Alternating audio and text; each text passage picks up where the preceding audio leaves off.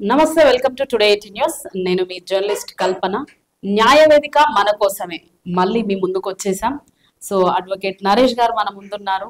ఇంకా మానవ హక్కుల్లో ఏమేం మనకు అవసరమో, మానవ హక్కుల చట్టాల గురించి ఇంకా ఏం తెలుసుకోవాలి అని కొన్ని క్వశ్చన్స్ తో మళ్ళీ సార్ ముంగల్కి వచ్చేసినాం. ఒకసారి అడిగి తెలుసుకునే ప్రయత్నం చేద్దాం. సార్ నమస్తే. సార్ నమస్తే. బాగున్నారా? బాగుంది సార్, మొన్న మీరు చెప్పిన కొన్ని మానవ హక్కుల చట్టాలు అవేర్నెస్ గురించి తెలుసుకున్నాం. సో ఇంకా మేము తెలుసుకోవాల్సినవి ఉన్నాయి కాబట్టి ప్రజలకు కూడా తెలియాల్సినవి ఇంకా చాలా ఉన్నాయి మానవ హక్కుల గురించి. అందులో నుండి కొన్ని మానవ హక్కుల పరిరక్షణ చట్టం అంటే ఏంటి? ఓకే మేడం, మొన్న మనం చెప్పుకున్నట్లుగా ప్రస్తుత సమాజానికి మానవ హక్కుల పరిరక్షణ చాలా అవసరం ఉంది మేడం. యాన్సియన్ డేస్కి ఇప్పటికి చాలా జర్నీ చేసాం మనం. సో ఇప్పటికీ కూడా చాలా ప్లేస్లలో మానవ హక్కులు అంటే ఏంటో కూడా తెలియదు వాళ్ళకి. చాలా మందికి తెలియక వాళ్ళు వేరే ఏవేవో రకాలుగా వాళ్ళు ఊహించుకోవడం కానీ, లేదా ఏదైనా విషయం జరిగినప్పుడు ప్రొటెక్ట్ చేసుకోవటం కానీ, లేదా ప్రొటెక్ట్ చేయటం కానీ వాళ్ళు చేయలేకపోతున్నారు. సో వాటిని పరిరక్షించుకోవాల్సిన అవసరం ఎంతైనా ఉంది ప్రస్తుత సమాజానికి. ఎట్ ది సేమ్ టైం అంటే సమాజంలో మనం ఏ రకమైన జీవితాన్ని కొనసాగిస్తున్నాము, human being as a human being, దాన్ని బట్టి మనము దానికి సంబంధించినటువంటి మనకు ఇంతకుముందు మనం చెప్పుకున్నట్లుగా ఒక మనకు ఫండమెంటల్ రైట్స్ మనకు రాజ్యాంగం కల్పించింది. ఏంటి అని అంటే freedom of constitution, freedom of religion, freedom of speech, freedom of right of education and right of hospitality. ఇలా అంటే మనకు సంబంధించినటువంటి విద్య, వైద్యం, ఆరోగ్యం, దానికి సంబంధించినటువంటి విషయాలను మనము పరిగణలోకి తీసుకోవాల్సి వస్తుంది. ప్రస్తుత సమాజంలో చాలామందికి తెలియదు ఈ విషయాలు. సో ఎంతోమంది ఎన్నో రకాలుగా చెబుతున్నారు, కానీ కొంతమంది దాన్ని తెలిసి కూడా అంటే ఇంకా ముందుకు తీసుకోలేకపోతున్నారు వాటిని. సో చాలామంది తెలుసుకోవటం వల్ల వాళ్ళకే ఉపయోగాలు ఉన్నాయి తప్ప నష్టాలు అయితే లేవు దీనివల్ల. అసలు మానవ హక్కుల చట్టాలు అంటే ఏంటి? ఎస్, హక్కు అంటే ఏంటి? First means right. ఒక రైట్ అంటే ఏంటి అంటే ఒక దాన్ని మనం కలిగి ఉండటం. సపోజు నేను ఒక ఇల్లు కొనుక్కున్నాను, మీరు ఒక కారు కొనుక్కున్నారు, దానిపైన మీరు సర్వ హక్కులు కలిగి ఉంటారు. ఎప్పుడు ఉంటారు?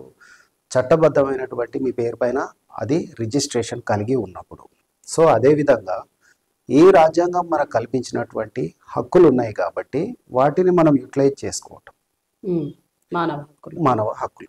మన హక్కు మీన్స్ ఇదే, ఇందాక నేను మీకు చెప్పాను కదా, మీన్స్ మాట్లాడే హక్కు, పనిచేసే హక్కు, లేదా పనిచేసిన తర్వాత దానికి సంబంధించినటువంటి శాలరీస్, మినిమం వేజెస్ యాక్ట్ ఉంది, ఎంప్లాయ్మెంట్ యాక్ట్ ఉంది, లేబర్ యాక్ట్ ఉంది. వీటి ప్రకారంగా మనం ఎక్కడైతే పనిచేస్తూ ఉంటామో అక్కడ ఇప్పుడు ఉమెన్ ఎంపవర్మెంట్ బాగా ఉంది మన సొసైటీలో. ఎందుకనంటే మంచిగా చదువుకుంటున్నారు, బాగా వస్తున్నారు బయటికి. సో వాళ్ళకు కూడా ఎలాంటి హక్కులు ఉన్నాయి. ఒక అమ్మాయి ఒక చోట పని చేస్తే ఆమెకి ఎలాంటి రైట్స్ ఉన్నాయి. ఇప్పుడు మేల్స్తో పోలిస్తే ఫీమేల్స్కి డిఫరెన్షియాలిటీ ఉంటుంది. మెటర్నిటీ రైట్స్ అనేటివి కొన్ని ఉంటాయి వాళ్ళకి. సో వాళ్ళకు మంత్లీ లీవ్ తీసుకునే హక్కు వాళ్ళకు ఉంటుంది. మీన్స్ వాళ్ళు ఎక్కడైతే కంపెనీలో పని చేస్తారో ఆ కంపెనీ యొక్క నామ్స్ ప్రకారంగా కొన్ని కంపెనీలు స్టాండర్డ్ మెజర్మెంట్స్ మెయింటైన్ చేయాలి. ఆ మెజర్మెంట్స్ ప్రకారంగా మీరు ఆ హక్కును పొందే హక్కు మీకు ఉంటుంది అన్నట్టు. అంటే మీ హక్కును మీరు తీసుకోవాలి, మీరు తెలుసుకోవాలి. మీరు తెలుసుకున్నప్పుడే ఎదుటి వాళ్ళని అడగగలుగుతారు. సపోజ్ మీ దగ్గర ఒక వ్యక్తి చాలా రోజులుగా మీ దగ్గర పని చేయించుకుంటున్నాడు, కానీ దానికి సంబంధించిన కనీస వేతనం నీకు పొందట్లేదు అంటే నీకు శ్రమ దోపిడీ జరుగుతుంది అక్కడ. నీ శ్రమని, నీ మైండ్ని, నిన్ను యూటిలైజ్ చేసుకుంటున్నారు. ఇటు మెంటల్గా అటు ఫిజికల్గా అన్ని రకాలుగా వాడుకొని నీకు నీ వల్ల అతనికి లాభం ఎక్కువే కలుగుతుంది, కానీ నిన్ను శ్రమ దోపిడీ చేస్తూ నీ ద్వారా ఎక్కువ పని తీసుకుంటూ నీకు మినిమం వేజ్ కూడా పే చేయట్లేదు. సో అలాంటప్పుడు మీరు దాని గురించి మీకు రైట్ ఉంది, దానికి సంబంధించి మీ వాయిస్ రేజ్ చేసే హక్కు మీకు రాజ్యాంగం కలిగించింది. సో ఈ హక్కులు తెలుసుకున్న తర్వాత హక్కులు గురించి కొంతమంది ఏం చేస్తారంటే కుటుంబ సమస్యలు వచ్చినా, కుటుంబంలో గొడవలైనా, ఆస్తి సమస్యలు వచ్చినా, ఇంకా ఎక్కడైనా శాలరీస్ గొడవలు వచ్చినా కూడా వాళ్ళు వాళ్ళకి అందరికి తెలిసిన రైట్ ఒక్కటే సార్, అందరూ పోలీస్ స్టేషన్కి వెళ్ళిపోతూ ఉంటారు. అసలు పోలీస్ వాళ్ళు ఎలాంటి కేసెస్ టేకప్ చేయొచ్చు ప్రజలవి? ప్రస్తుత సమాజం అంటే ఇప్పుడు చాలా మందికి తెలియదు విషయాలు, ఏదో వాళ్ళకి తెలిసింది రైట్ అనుకుంటారు, ఇదే కరెక్ట్ అనే ధోరణిలో వెళ్తూ ఉంటారు సమాజంలో. అసలు పోలీస్ స్టేషన్కి ఏ ఏ కేసులకి వెళ్ళాలి, ఎలాంటి కేసులకి వెళ్ళాలి, ఎలాంటి సందర్భంలో వెళ్ళాలి, పోలీస్ వాళ్ళు ఎలాంటి కేసును ఫైల్ చేస్తారు, వాళ్ళు ఏ ఏ కేసులు టేకప్ చేయవచ్చు. ఈ సందర్భాలలో చాలా ఎనాక్ట్మెంట్స్ వచ్చినాయి. ఎందుకంటే సివిల్ ప్రొసీజర్ వేరు, క్రిమినల్ ప్రొసీజర్ వేరు. ఇందాక మనం మానవ హక్కుల గురించి మాట్లాడుకుంటున్నాం చూడండి, దీనికి చాలా మంచి పవర్స్ ఉన్నాయి, సుమోటో పవర్స్ ఉన్నాయి. సుమోటో మీన్స్ ఎక్కడైనా ఏదైనా ఇన్సిడెంట్ జరిగింది అని అంటే ఆ ఇన్సిడెంట్ని ఏ కంప్లైంట్ ఎవరు ఇవ్వకపోయినా వాళ్ళు సొంతంగా తీసుకొని దాన్ని ఎగ్జామిన్, ఇలాంటి సందర్భాలలో పోలీస్ స్టేషన్ని అప్రోచ్ కావాలి అని చెప్పారు. సో సివిల్ తగాదాలు పోలీస్ స్టేషన్లో పరిష్కరించడానికి లేదు, ఫస్ట్ థింగ్ ఆ రైట్ వాళ్ళకి లేదు. సివిల్లో కొన్ని క్రిమినల్ నేచర్స్ ఉంటాయి. మళ్ళీ ఇప్పుడు సపోజ్ ఊర్లో అన్నదమ్ములు ఉన్నారు, పాలోళ్ళు అంటారు, లేదు అని అంటే గట్టు దగ్గర కొన్ని గొడవలు జరుగుతూ ఉంటాయి.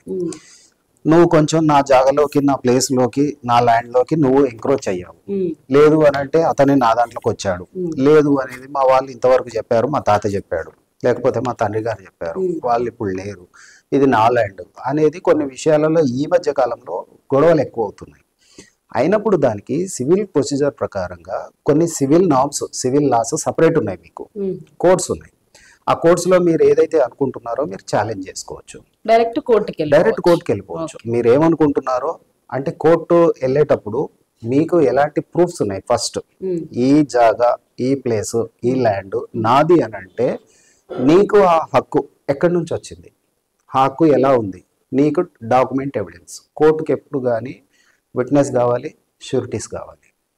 మీరు కోర్టుకు వెళితే నీ డాక్యుమెంట్ దగ్గర మీ తాతల నుంచి వచ్చిందని చెప్తున్నారు, ఎలా వచ్చింది, మీ తండ్రుల నుంచి వచ్చిందని చెప్తున్నారు, నీకు ఎలా వచ్చింది, దీంట్లో లీగల్ ఎయిర్స్ ఎవరు, లీగల్ ఎయిర్స్ అంటే ఏంటి, అసలు legal air first, second, third parties ఉంటారు. ఈ రకమైనటువంటి ల్యాండ్ డిస్ప్యూట్స్ ఉంటాయి. సో మీరు ల్యాండ్ డిస్ప్యూట్స్ వచ్చినప్పుడు మీకు మనకి విలేజ్, ఈ మండల స్థాయి, జిల్లా స్థాయి, లేదు అంటే గ్రామ స్థాయిలో ఉన్న వాళ్ళు ఫస్ట్ థింగ్ మీరు సివిల్ తగాదాలు వచ్చినప్పుడు మండల ఆఫీస్ని అప్రోచ్ కావాలి, తహసీల్దార్ని అప్రోచ్ కావాలి. అప్రోచ్ అయిపోయి మీరు వాళ్ళకి అప్లికేషన్స్ పెట్టుకోవాలి, అర్జీ అంటారు. అప్లికేషన్ పెట్టుకుంటే ఇది నాకు సంబంధించినటువంటి ల్యాండ్, దీనికి నాకు ఇక్కడికి పాస్బుక్ ఉంది, నాకు ఈ రూపంలో వచ్చింది, దీని బౌండరీస్ నాకు కావాలి, దీని సరౌండింగ్స్ ఏంటి నాకు. ఇంకా కొంచెం డెప్త్కి వెళ్తే జిల్లా స్థాయిలో కలెక్టర్ స్థాయికి, డిప్యూటీ కలెక్టర్ స్థాయికి మీరు కానీ అప్లికేషన్ పెట్టుకున్నట్లయితే వాళ్ళు శాటిలైట్ సర్వే చేస్తున్నారు. ఇప్పుడు శాటిలైట్ సర్వే మీన్స్ వాళ్ళు వస్తారు సర్వేయర్స్, కొంచెం ఖర్చుతో కూడుకున్న పని, బట్ మీకు మంచి సత్వర న్యాయం దొరుకుతుంది దాంట్లో. ఆ డిపార్ట్మెంట్స్ ఉన్నాయి, ఎందుకు అసలు మీకు ఆ హక్కు ఉంది, యూజ్ చేసుకోవాలి కదా. దాన్ని మీరు అవసరమైన దాన్ని యూజ్ చేయకుండా అనవసరంగా మన ముందు వీళ్ళు పోలీసు వాళ్ళు ఉన్నారు కదా అని మీరు వాళ్ళ దగ్గరికి వెళ్తున్నారు. చాలా సార్లు పెద్ద పెద్ద కోర్టులు కానీ, డిస్ట్రిక్ట్ కోర్ట్స్ కానీ, లోయర్ కోర్ట్స్ కానీ, హైకోర్ట్స్ కానీ పోలీసు వాళ్ళకి చాలా సార్లుగా వార్నింగ్స్ ఇవ్వడం జరిగింది. మీరు సివిల్ తగాదాలలో ఎందుకు తలదూరుస్తున్నారు, మీ పని ఏంటి, మీరు ఆ డ్యూటీ సరిగా చేయండి, మీ డ్యూటీస్ మీరు చేసుకోండి. అఫ్ కోర్స్ అల్టిమేట్ గా మీరు public officer, criminal emergencies purpose మీరు ఉన్నారు, criminal emergencies for legal investigations. At the same time ఇప్పుడు ఆ సివిల్ తగాదా ఏదైతే ఉందో, మా పెదనాన్న కొడుకు లేదా చిన్నాన్న కొడుకు మా ఇద్దరికి పడట్లేదు, ఈ మధ్య భూములు జాగాలు కొంచెం రేట్లు ఎక్కువైనాయి కాబట్టి ఇంతవరకు లేనివాడు కూడా ఎక్కడో ఉన్నవాడు బయటికి వచ్చి ఇది నాది అని క్లెయిమ్ చేస్తున్నాడు. అసలు వాడికి ఏ రైట్ ఉంది, ఏమీ తెలియదు. కొంతమంది ఊర్లలో ఎగేస్తారంటారు చూడండి, వాడిని వీళ్ళని రెచ్చగొట్టి పంపిస్తారు, అబెట్మెంట్ అంటారు మా లాంగ్వేజ్ లో. సో అలా చేయటం వల్ల నీదేంటి, నువ్వు ఎంతవరకు దానికి లీగల్ ఎయిర్ అవుతావు అనే దాని గురించి ఆలోచించుకొని మీరు పోలీస్ స్టేషన్ వెళ్ళకండి. ఇలాంటి విషయాలలో పోలీస్ స్టేషన్ లో పరిష్కారాలు జరగవు. పోలీస్ వాళ్ళు కూడా విధిగా చెప్పాలి, చెప్తున్నారు కూడా. చాలా వరకు కొన్ని పోలీస్ స్టేషన్స్ లో రూరల్ ఏరియాస్, అర్బన్ ఏరియాస్ ఇట్లా ఉన్నాయి కదా, ఇక్కడ మాత్రం సిటీస్ లో మాత్రం చాలా వరకు పోలీస్ వాళ్ళు వాళ్ళ డ్యూటీస్ వాళ్ళు చేస్తున్నారు. అందరని కాదు, కొంతమంది సెటిల్మెంట్లు చేస్తున్నారు, కొంతమంది, అందరినీ అనలేము. చాలా వరకు ఏంటి అని అంటే మీరు ఎవరైనా లాయర్ని పెట్టుకోండి, అట్లా సెటిల్మెంట్ చేసిన పోలీస్ ఆఫీసర్స్ మీద ఏమైనా చర్యలు తీసుకోవచ్చా? తీసుకోవచ్చు. చాలాసార్లు చర్యలు తీసుకున్నారు, వాళ్ళపైన కంప్లైంట్లు జరిగినాయి. పై స్థాయి ఆఫీసర్లు కొంతమంది పైన చర్యలు కూడా తీసుకున్నారు, సస్పెన్షన్ కూడా గురైనారు. వాళ్ళు తెలిసి తెలియక తప్పులు చేస్తారా లేక తెలియక చేస్తారా అది వాళ్ళ విజ్ఞతకు వదిలేస్తాము.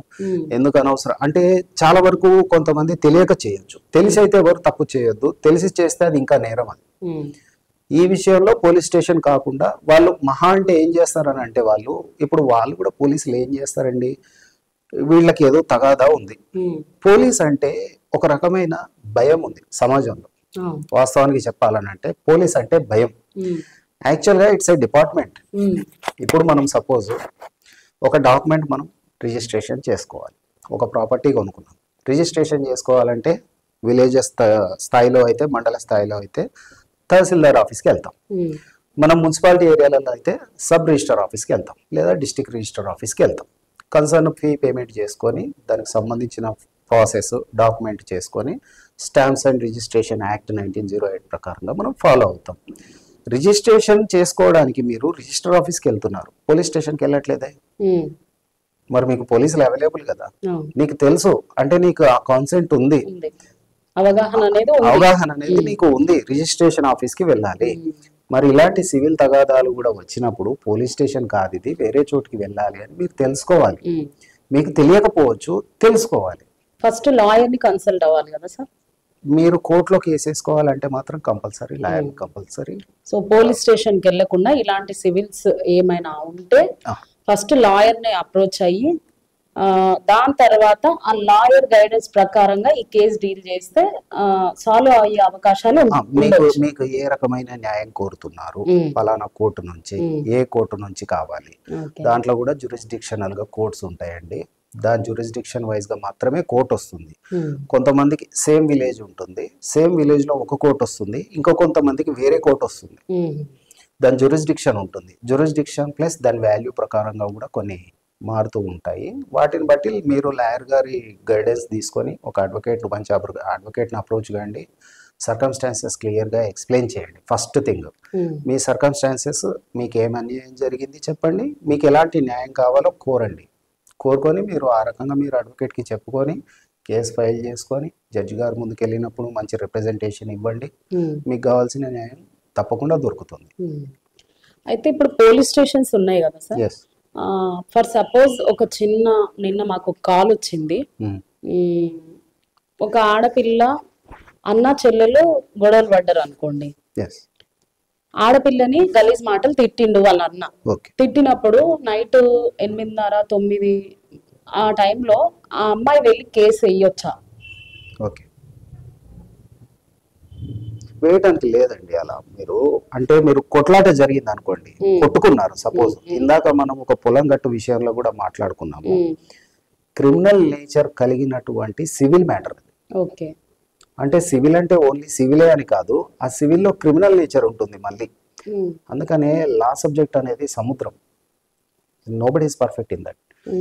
కానీ దాన్ని ఏ రకంగా మనం సాల్వ్ చేసుకోవాలి? ఇప్పుడు పోలీస్ స్టేషన్కి మీరు అప్రోచ్ కావద్దు అని చెప్పాము, అవ్వచ్చు. సేమ్ విషయంలో కూడా అవ్వచ్చు. ఎలాంటి సందర్భంలో అవ్వచ్చు? సపోజ్ అక్కడ మాట పెరిగింది గట్టు దగ్గర, పెరిగేసరికి ఒకడో బూతు తిట్టాడు, లేకపోతే చేయి చేసుకున్నాడు, ఇద్దరు కలిసి కొట్టుకున్నారు, గట్టు పైన కర్రలతోనో లేకపోతే దేనితోనో కొట్టుకున్నాడు. అక్కడ క్రిమినల్ నేచర్ ఉంది కదా. తిట్టుకునేంత వరకు ఓకే, అది కూడా ఒక పద్ధతిలో ఒక లిమిట్స్ వరకు. లేదు అంటే ఫ్యామిలీ పెద్దలు ఉంటారు, మీ కమ్యూనిటీ ఎల్డర్స్ ఉంటారు, ఊర్లో పెద్దలు ఉంటారు, అది ఉన్నది ఎందుకు? గ్రామ సభలు ఉన్నాయి, గ్రామ పంచాయతీలు ఉన్నాయి, వీటన్నిటిని దేని గురించి? కోర్టులు కూడా మీకోసం రండి అని పిలుచుకుంటూ కూర్చోలేదు. అక్కడ లక్షల కేసులు పెండింగ్ లో ఉన్నాయి, తెలిసి చేసి తెలియక చేసి ఎన్నో కేసులు పెండింగ్ లో ఉన్నాయి. సో టు సార్ట్ అవుట్ వీటన్నిటిని కూడా సార్ట్ అవుట్ చేయడానికి ఆల్టర్నేట్ డిస్ప్యూట్ రిజల్యూషన్ సిస్టమ్ అనేది మన భారత న్యాయ వ్యవస్థ తీసుకొచ్చింది. మీన్స్ ఫ్యామిలీ పర్పస్ కానీ కౌన్సిలింగ్ ఇవ్వటం, కేసు వేయంగానే నీకు డైవర్స్ అని కాకుండా, ఈ రోజుల్లో కొంతమంది యువత చాలా ఈజీగా ఒక 30,000 50,000 ఫోన్ కొనుక్కొని నాకు ఇది నచ్చలేదు మళ్ళీ వెంటనే ₹1,00,000 ఫోన్ కొంటానన్నంత ఈజీగా డైవర్స్ తీసేసుకుంటారు. డైవర్స్ కానీ 498 కానీ మెయింటెనెన్స్ గురించి 498 మాక్సిమం మిస్యూజ్ అవుతుందనే చెప్పుకోవాలి.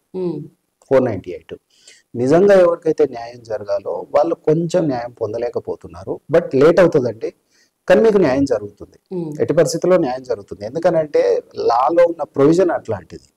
వాటన్నిటిని సర్కమ్స్టాన్సెస్ అన్నిటినీ కలెక్ట్ చేసుకోవాలి, ఎవిడెన్స్ తీసుకోవాలి. ఎవిడెన్స్ సాక్ష్యాల పైన ఆధారపడి ఉంటుంది కోర్టు ఎప్పుడు కానీ. సో మీరు పోలీస్ స్టేషన్లో క్రిమినల్ ఒకవేళ అలాంటి ఇంటిమిడేషన్ జరిగినప్పుడు, గొడవ జరిగినప్పుడు, కొట్లాట జరిగినప్పుడు అప్పుడు పిలుస్తారు పోలీసులు. అప్పటికి కూడా వెళ్ళంగానే ఎఫ్ఐఆర్ ఏం చేయట్లేదు. ఇప్పుడు సర్కమ్స్టాన్సెస్ ఆలోచిస్తారు. ఎందుకనంటే మీరు ఎఫ్ఐఆర్ గురించి తెలుసుకోవాలి అని అంటే డెప్త్ ఉంటుంది. One officer once filed an FIR, he will be the responsible person for that. Even he cannot be able to remove that complaint in FIR until unless court order. Judge దగ్గర నుంచి మళ్ళీ దాన్ని FIR cancel చేసుకోవాలి అని అంటే దానికి సంబంధించిన circumstances వేరే ఉంటాయి మళ్ళీ. అందుకనే ఎప్పుడు కానీ ఒకసారి కేసు అయిన తర్వాత మళ్ళీ నేను వాపస్ తీసుకుంటున్నాను, నేను మనసు మార్చుకున్నాను, ఇవన్నీ ఉంటాయి. ఉన్నా కానీ పోలీస్ స్టేషన్లో జరగదు అది. Once FIR first information report అనేది ప్రిపేర్ అవుతుంది. ప్రిపేర్ అయిన తర్వాత కొన్ని సందర్భాలలో ఏమవుతుందంటే ఒక పర్సన్ వెళ్తాడు, వీడే కొడతాడు వాడిని, మళ్ళీ వీడే వెళ్ళి కంప్లైంట్ ఇస్తాడు తెలివిగా. కొన్ని సందర్భాలలో పోలీసులు ఏం చేస్తారు, చెప్పింది ఎవరైతే వెళ్ళి ముందు చెప్తారో వాళ్ళని నమ్ముతారు కదా. అట్లాంటి సందర్భాలలో పోలీసులు కూడా ఏం చేస్తారనంటే ఎదుటి పార్టీని కూడా పిలుస్తారు, అడుగుతారు, మరి నీ మీద బాబు ఇట్లా కంప్లైంట్ వచ్చింది, నిజమేనా? కాదు సార్, అసలు జరిగిన విషయం ఏంటి అని అంటే ఇది అని చెప్తాడు తను. మరి ఏంటి విషయం? ఏమయ్యా, నువ్వే వాడి పైనకి వెళ్ళినావు, నువ్వే వాడి జాగాలోకి వెళ్ళినావు, నాది అంటే ఉల్టా వాడినే కొట్టినావు, మరి ఇదేంటి పరిస్థితి అని అడిగితే అప్పుడు వీడు రియలైజ్ అవుతాడు. వీడు ఏమనుకుంటాడు, నేను వెళ్ళగానే కంప్లైంట్ వెళ్ళగానే నాకు ఇన్ఫ్లుయెన్స్ ఉంది, లేకపోతే ఆ వాడు తెలుసు వీడు తెలుసు అనుకున్నట్టుగా వెళ్ళిపోతారు. అండ్ అక్కడ వర్కౌట్ కావు కదా. పోలీస్ స్టేషన్లో కానీ న్యాయ వ్యవస్థలో కానీ గుర్తుంచుకోండి, ఎవరైనా సరే పులైనా పిల్లైనా ఒకే మడుగులో నీళ్ళు కానీ పాలు కానీ తాగాలి. అక్కడ ఒకరిని చూసి ఒకరు గుర్రమంటే సెట్ కాదు. పులిని చూసి పిల్లన్నా పిల్లే ప్రాబ్లం అక్కడ. అది గమనించుకోండి. మీరు ఎక్కడ తగ్గాలో తెలుసుకోండి, పొలైట్నెస్ వాడుకోండి, మీ సిటిజన్షిప్ ఏవైతే రైట్స్ ఉన్నాయో వాటిని తెలుసుకోండి. ఫస్ట్ మీ చుట్టుపక్కల వాళ్ళతో చర్చించుకోండి, న్యాయవాదులను మీరు కలుసుకోండి. మీ ఏదైనా జాగాలు, మీ గొడవలు, ఫ్యామిలీ డిస్ప్యూట్స్ ఉంటే వాటికి ఉన్నాయి రిజల్యూషన్స్, ల్యాండ్కి సంబంధించినట్టు ఉంటే మీకు వాటికి కూడా సొల్యూషన్స్ ఉన్నాయి. మన భారత రాజ్యాంగంలో మానవ హక్కుల గురించి ఏ విధంగా చెప్పబడ్డాయి సార్? అందులో మానవ హక్కుల గురించి రాజ్యాంగం పరంగా ముఖ్యంగా మన రాజ్యాంగంలో ఆర్టికల్ 19 నుంచి ఒక 6 హక్కుల గురించి గట్టిగా చెప్పారండి. 6 హక్కులు ఇందాక మనం మొన్న కూడా చెప్పుకున్నాము, వాటిని ఫండమెంటల్ రైట్స్ అంటారు. Okay, total 6 points, 6 fundamental rights ఉన్నాయి. దాంట్లో ఫ్రీడమ్ ఆఫ్ స్పీచ్ అంటే మాట్లాడే హక్కు, ఎవరైనా మాట్లాడొచ్చు. ఆ మాటలో మళ్ళీ కొన్ని సబ్ క్లాసులు ఉంటాయి. సెక్షన్ 19లో సబ్ క్లాజులు ఉంటాయి. ఏం క్లాసు? మీరు ఎక్కడైనా ఎవరితోనైనా మాట్లాడుకోవచ్చు, ఏదైనా చిన్నపాటి గ్యాదర్ చేసుకోవచ్చు, లేదా పెద్దపాటి గ్యాదర్ కూడా చేసుకోవచ్చు. చేసుకొని మీ భావాన్ని వ్యక్తీకరించవచ్చు. భావ ప్రకటన స్వేచ్ఛ అని కూడా అంటారు, ఫ్రీడమ్ ఆఫ్ స్పీచ్. సో ఇది చేసేటప్పుడు నాకు ఎలాగో రైట్ ఉంది కదా అని నువ్వు ఏది పడితే అది మాట్లాడడానికి లేదు, ఎదుటి వాళ్ళని రెచ్చగొట్టే విధంగా మాట్లాడడానికి లేదు. నీ ఇంప్లిమెంటేషన్సే కరెక్ట్, నేను చెప్పేదే రైట్ అని అనుకొని ఎదుటి వాళ్ళపైన రుద్దే ప్రయత్నం మాత్రం చేయకండి. నీకెంత రైట్ ఉందో వాళ్ళకంతే రైట్ ఉంది కదా, మరి వాళ్ళు కూడా మాట్లాడతారు కదా. నువ్వు కాంట్రవర్సీ చేయకుండా నిదానంగా మంచితనంగా నువ్వు ఏదైనా మీటింగ్ పెట్టుకుంటావా, లేకపోతే ఎక్కడైనా మాట్లాడతావా, ఎవరితోనైనా ఏదైనా అవకాశం వచ్చిందనంటే దాన్ని యూటిలైజ్ చేసుకోండి, అంతేగాని కాంట్రవర్సీ చేయకండి. నేను పెద్దవాళ్ళైనా చిన్నవాళ్ళైనా పెద్ద స్థాయి వ్యక్తి ఏదైనా డిజిగ్నేటెడ్ పర్సన్ అయినా కానీ కింది స్థాయి కార్యకర్త నుంచి చిన్న వ్యక్తి అయినా సరే రాజ్యాంగం అందరికి ఒకటే హక్కు కల్పించిందండి. పెద్ద వ్యక్తికి పెద్ద చట్టం, చిన్న వ్యక్తికి చిన్న చట్టం లాంటివి లేవు. చిన్నపిల్లాడైనా మాట్లాడే హక్కు ఉంటుంది, వాళ్ళ రైట్స్ అండ్ రెస్పాన్సిబిలిటీస్ వాళ్ళ స్థాయికి తగ్గట్టు. పెద్దవాళ్ళైనా కానీ మాట్లాడే హక్కు ఉంటుంది. ఇది ఫ్రీడమ్ ఆఫ్ స్పీచ్ మనకు కల్పించిన హక్కు. అదేవిధంగా రైట్ ఆఫ్ కాన్స్టిట్యూషన్ అండి, రాజ్యాంగం అంటే రాజ్యాంగం గురించి కూడా మనకు హక్కు ఇచ్చింది. ఈ రాజ్యాంగంలో ఎవరెవరు నివసించవచ్చు, ఎవరెవరు ఉండొచ్చు, ఏ రకంగా ఈ రాజ్యాంగాన్ని ఒబే చేసుకునే హక్కు ప్రతి ఒక్కరికి ఉంది. మీన్స్ కాన్స్టిట్యూషన్లో ఉన్నటువంటి ఏ ఒక్క సెక్షన్ కాదు, ఆ రాజ్యాంగంలో పొందుపరిచినటువంటి ప్రతిదీ దాన్ని ఒబే చేసుకునే హక్కు, ఫాలో అయ్యే హక్కు, దాని గురించి చెప్పే హక్కు మనకు ఉంటుంది as a citizen of India. ఒక వ్యక్తి ఎప్పుడైతే భారతదేశంలో పుడతాడో తనకి రాజ్యాంగం వర్తిస్తుంది. సో దాన్ని పుట్టినప్పటి నుంచి ఆ హ్యాండ్ ఓవర్లో, ఆ కవర్లో ఉంటారన్నమాట. దాన్ని ఒబే చేస్తూ మనం ముందుకు వెళ్ళాలి. అదొకటి. ఇంకొకటి మూడోది రైట్ ఆఫ్ ఎడ్యుకేషన్, చదువుకునే హక్కు అండి. మన దేశంలో చూడండి, మనకు యాక్చువల్గా చెప్పాలి అని అంటే మన చట్టాలు గురించి మనకు తెలియదు. తెలిస్తే బ్యూటీ చాలా బాగుంటుంది. చాలామంది తెలుసుకునే ప్రయత్నం చేయట్లేదు ఈ రోజుల్లో. ఉరుకులు పరుగుల జీవితంలో వాళ్ళ ఫ్యామిలీ సర్కమ్స్టాన్సెస్ కావచ్చు, జాబ్ రెస్పాన్సిబిలిటీస్ కావచ్చు, వేరే వాటిపైన ఉన్నంత ధ్యాస మన దేశం గురించి, మన చట్టాల గురించి, మన రాజ్యాంగం గురించి, మన హక్కుల లేదు. తెలియకనే ఇవన్నీ గొడవలు కానీ మిస్కాన్ఫ్లిక్ట్స్ ఇవన్నీ వస్తున్నాయి మనకి. సో ఏ వ్యక్తికైనా కానీ చదువుకునే హక్కు ఉంది. ఇప్పుడు చూడండి, సపోజ్ ఒక ఇంటర్మీడియట్ చదువుకునే అబ్బాయి ఉన్నాడు, తను తర్వాత డిగ్రీకి వెళ్ళాలి, బీటెక్ లేదు అని అంటే ఇంటర్లో ఇంకా డిఫరెంట్ కోర్సెస్ ఉన్నాయి. ఆ కోర్సులను బట్టి వాళ్ళు ఇష్టం వచ్చిన కోర్సులో ఏవేవో డిఫరెంట్గా ఉన్నాయి. వాళ్ళు బీకామ్ చేయొచ్చు, లేదంటే బీబీఏ చేయొచ్చు, లేదా బీటీఎక్ చేయొచ్చు. ఫర్దర్గా ఇంకేవేవో ప్రొసీడింగ్స్ ఫాలో అయ్యి దాని ప్రకారంగా వాళ్ళు చదువుకునే హక్కు ఉంది. కానీ చూడండి, మనం తెలంగాణలో ఉన్నాం ఇప్పుడు ప్రస్తుతం. దానికి సంబంధించినటువంటి కాంపిటేటివ్ ఎగ్జామ్ ఒకటి రాస్తాం. తెలంగాణలోనే చదవాలి అనే రూల్ ఎక్కడైనా ఉందా చెప్పండి? ఎక్కడ లేదు. నువ్వు ఒడిశాకి వెళ్ళు, లేదు అని అంటే ఉత్తరప్రదేశ్కి వెళ్ళు, మహారాష్ట్రకి వెళ్ళు, కర్ణాటకకి వెళ్ళు, ఇదే స్టేట్లో చదువుకో, అది నీ ఇష్టం. అంటే రాజ్యాంగంలో కల్పించినటువంటి హక్కులు, రైట్స్ వల్లనే మీరు ఇవన్నీ చేయగలుగుతున్నారు. అదొకటి. ఇంకొకటి అండి, హాస్పిటాలిటీ. హాస్పిటాలిటీ అంటే మీరు మెరుగైన ఆరోగ్యాన్ని పొందే హక్కు మీకు ఉంది. కొన్ని సందర్భాలలో మాత్రమే మనం చూస్తామండి. ఎక్కడ అంటే ఎక్కడో ఒక చోట ఆహారం తీసుకునేటప్పుడు దాంట్లో ఏదో కొంచెం ప్రాబ్లం, వేరే బొద్దింక వచ్చింది, లేదు అని అంటే ఇంకేదో సమ్ ప్రాబ్లం ఫుడ్కి సంబంధించినటువంటి, మెయిన్ ముఖ్యంగా ఇది హోటల్స్లో జరుగుతుంది. ఈ హోటల్స్లో జరిగినప్పుడు నీవు అది ఫ్రీగా కూడా కాదు, డబ్బులు ఇచ్చి తీసుకుంటున్నావు. నీ హెల్త్ నీకు ముఖ్యం. సో నీకు సరైన ఆహారాన్ని పొందే హక్కు నీకు ఉంది. దాన్ని కూడా మీరు గుర్తుంచుకోవాలి. ఈవెన్ ఒక ఎంట్రుగా వచ్చినా కానీ దాంట్లో మీరు దానికి సంబంధించి క్వశ్చన్ రేజ్ చేసే హక్కు మీకుంది. మీరు ముందు దాన్ని తెలుసుకోండి. ఎందుకు లేని పక్కన పెడితే ఈ రోజు నీతో వచ్చింది, రేపు ఇంకోటి వస్తుంది. మీరు ఈ రోజు తింటారు, తినగానే నీకు ప్రాబ్లం అవ్వాలని రూల్ లేదు కదా. ఒక వారం రోజుల తర్వాత వస్తుంది. అందుకనే ఈ రోజుల్లో కొంతమంది డాక్టర్స్ దగ్గరికి వెళ్తే కూడా చూడండి, సార్ నాకు కడుపులోని వస్తుంది అని అంటే ఇంతకు ముందు అడిగేవారు పేషెంట్స్గా డాక్టర్స్, రాత్రి ఏం తిన్నారు, మామూలే చారన్న, లేదు ఇంతకు ముందు లాస్ట్ వీక్, ఇలా అడిగేవారు. ఇప్పుడు అట్లా కాదు, ఫుడ్ పాయిజన్ సంథింగ్ నీకు కడుపు నొప్పి అంటే ఎక్స్పెక్టేషన్ వేసుకొని ప్రిస్క్రిప్షన్ రాసేయటం, వెళ్ళిపోవటం, ఇలా జరుగుతుంది. సో మీకు తెలియట్లేదు. అదొకటి. మెయిన్ అండి దీంట్లో ఫండమెంటల్ రైట్స్లో రైట్ ఆఫ్ రిలీజన్. అంటే ఈ భారతదేశంలో ఏ వ్యక్తి అయినా కానీ, ఏ రిలీజియన్ అయినా కానీ ఫాలో చేసే హక్కు ఉంది. మీన్స్ ఏ మతాన్నైనా ఆచరించవచ్చు. అంగీకరించడం కాదు, ఆచరించవచ్చు.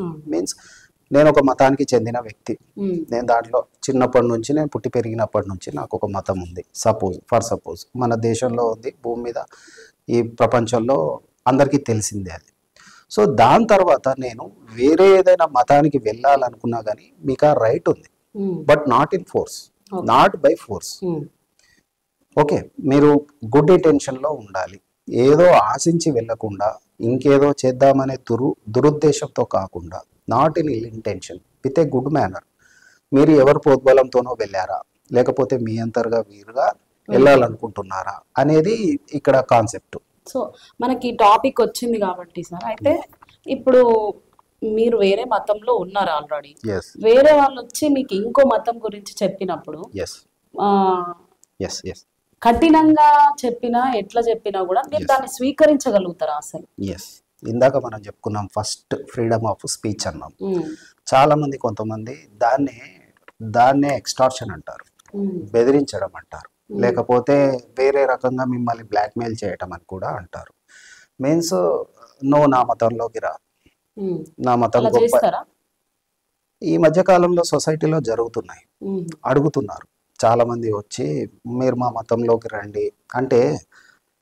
ఎవరైనా కానీ గుర్తుంచుకోండి, మన మతం గురించి విషయం వచ్చింది కాబట్టి దీంట్లో వేరే ఇంటెన్షన్ లేదు. మీరు క్వశ్చన్ వేశారు కాబట్టి దానికి ఆన్సర్ చెప్తున్నాను అంతే. దేవుడు అనేది ఒక నమ్మకం, కృషి అనేది ప్రాక్టికల్. మీరు కష్టాన్ని నమ్ముకోండి, దేవుణ్ణి నమ్ముకోండి. కష్టాన్ని ఫస్ట్, మీ కష్టాన్ని నమ్ముకోండి. ఈ రోజు కాదు, రేపు కాదు, ఎల్లుండి కాదు. మీరు మంచి మనస్తత్వంతో with good manner, with good intention ఒక కార్యాన్ని మీరు మొదలు పెడితే మీరు నమ్ముకునే దేవుడు మీ ఎంబడే ఉంటాడు. వేరే ఎక్కడికో వెళ్ళనవసరం లేదు. మీరు దాంట్లో 100% సక్సీడ్ అవుతారు. అనవసరంగా వేరే వాళ్ళ వీళ్ళ మాటలు మీరు నమ్మి ప్రోద్బలానికి గురయ్యి మీరు టెన్షన్లో ఉన్నప్పుడు మాత్రమే మీరు కొంచెం మైండ్ డిస్టర్బ్లో ఉన్నప్పుడు మాత్రమే అట్లాంటి వాటికి అట్రాక్ట్ అవుతారు. సో అలాంటి ప్రలోభాలకి లోన్ అవ్వకండి. మీరు లోన్ అవ్వకుండా మీ కాన్సెంట్మెంట్ ఫస్ట్ మిమ్మల్ని మీరు తెలుసుకోండి. మిమ్మల్ని మీరు మీన్స్ వాట్ ఆర్ యూ, నీవేంటి, నీ గుడ్ ఏంటి, నీ బ్యాడ్ ఏంటి, నీ టేస్ట్ ఏంటి, అసలు నువ్వేంటి, నీకేంటి, నువ్వు ఎక్కడి నుంచి వచ్చావు, ఎందుకు యాక్సెప్ట్ చేయాలి. ఇప్పుడు ఒకవేళ వాళ్ళ సొంతంగా వాళ్ళు యాక్సెప్ట్ చేస్తే దానికి ఏం ప్రాబ్లం లేదు, దానికి ఏం ప్రాబ్లం. ఇప్పుడు ఎవరైనా ఎక్కడి నుంచి అయినా, అందుకే మనకు ఫండమెంటల్ రైట్ కల్పించిన హక్కు అది. దాన్ని ఎవరు ఏమి అనటానికి లేదు. మన భారతదేశంలో ఏ వ్యక్తి అయినా, ఏ రాష్ట్రం నుంచైనా, ఏ విలేజ్ నుంచైనా, ఏ రాష్ట్రానికైనా, ఏ మూలకైనా వెళ్ళి బతకొచ్చు. ఏ ప్రొఫెషన్ అయినా చేయొచ్చు అండి, ఏ ప్రొఫెషన్ అయినా చేయొచ్చు. ఒక సాఫ్ట్వేర్ ఎంప్లాయీ వచ్చి అగ్రికల్చర్ చేస్తా అంటే చేయొచ్చు. ఒక అగ్రికల్చరిస్ట్ రైట్ ఆఫ్ ఎడ్యుకేషన్ నీకు ఉంది, నాకు 50 ఏళ్ళ నువ్వు ఫీల్ కాకు, చదువుకో, నీకు చదువుకునే రాజ్యాంగం హక్కు కల్పించింది. నీకు 50 ఏళ్ళు నువ్వు చదవద్దని ఎవరైనా అంటే చెప్పు, ఏజ్ లిమిట్ లేదు, నో లిమిట్ అండి. 60 కొంతమంది అయితే చదువు అంటే ప్యాషన్ అండి. 70 ఏళ్ళు వచ్చినా కానీ ఏదో ఒకటి చదువుతూ ఉంటారు, ఏదో ఒక కోర్సు చేస్తారు. మొన్న ఈ మధ్య మన భారతదేశంలో ఒక వ్యక్తి 40 సంవత్సరాల లోపే ఉన్నాడు, అందరికన్నా అత్యధికమైనటువంటి డిగ్రీలు కలిగిన వ్యక్తి అతను. 12-15 డిగ్రీలు ఉన్నాయి అతనికి. నేను ఒక న్యూస్లో చదివాను, కర్ణాటక పర్సన్ అనుకుంటాను. అలా మనకి ఎక్కడికైనా కానీ వెళ్ళే హక్కు ఉంటుంది, ఏ ప్రొఫెషన్ అయినా చేసుకునే హక్కు ఉంటుంది. హక్కు ఉంది కదా అని హక్కుని నువ్వు దుర్వినియోగం చేయకు, సద్వినియోగం చేసుకొని అది ఎట్లా ఉపయోగించుకుంటే వాళ్ళకి మంచిది.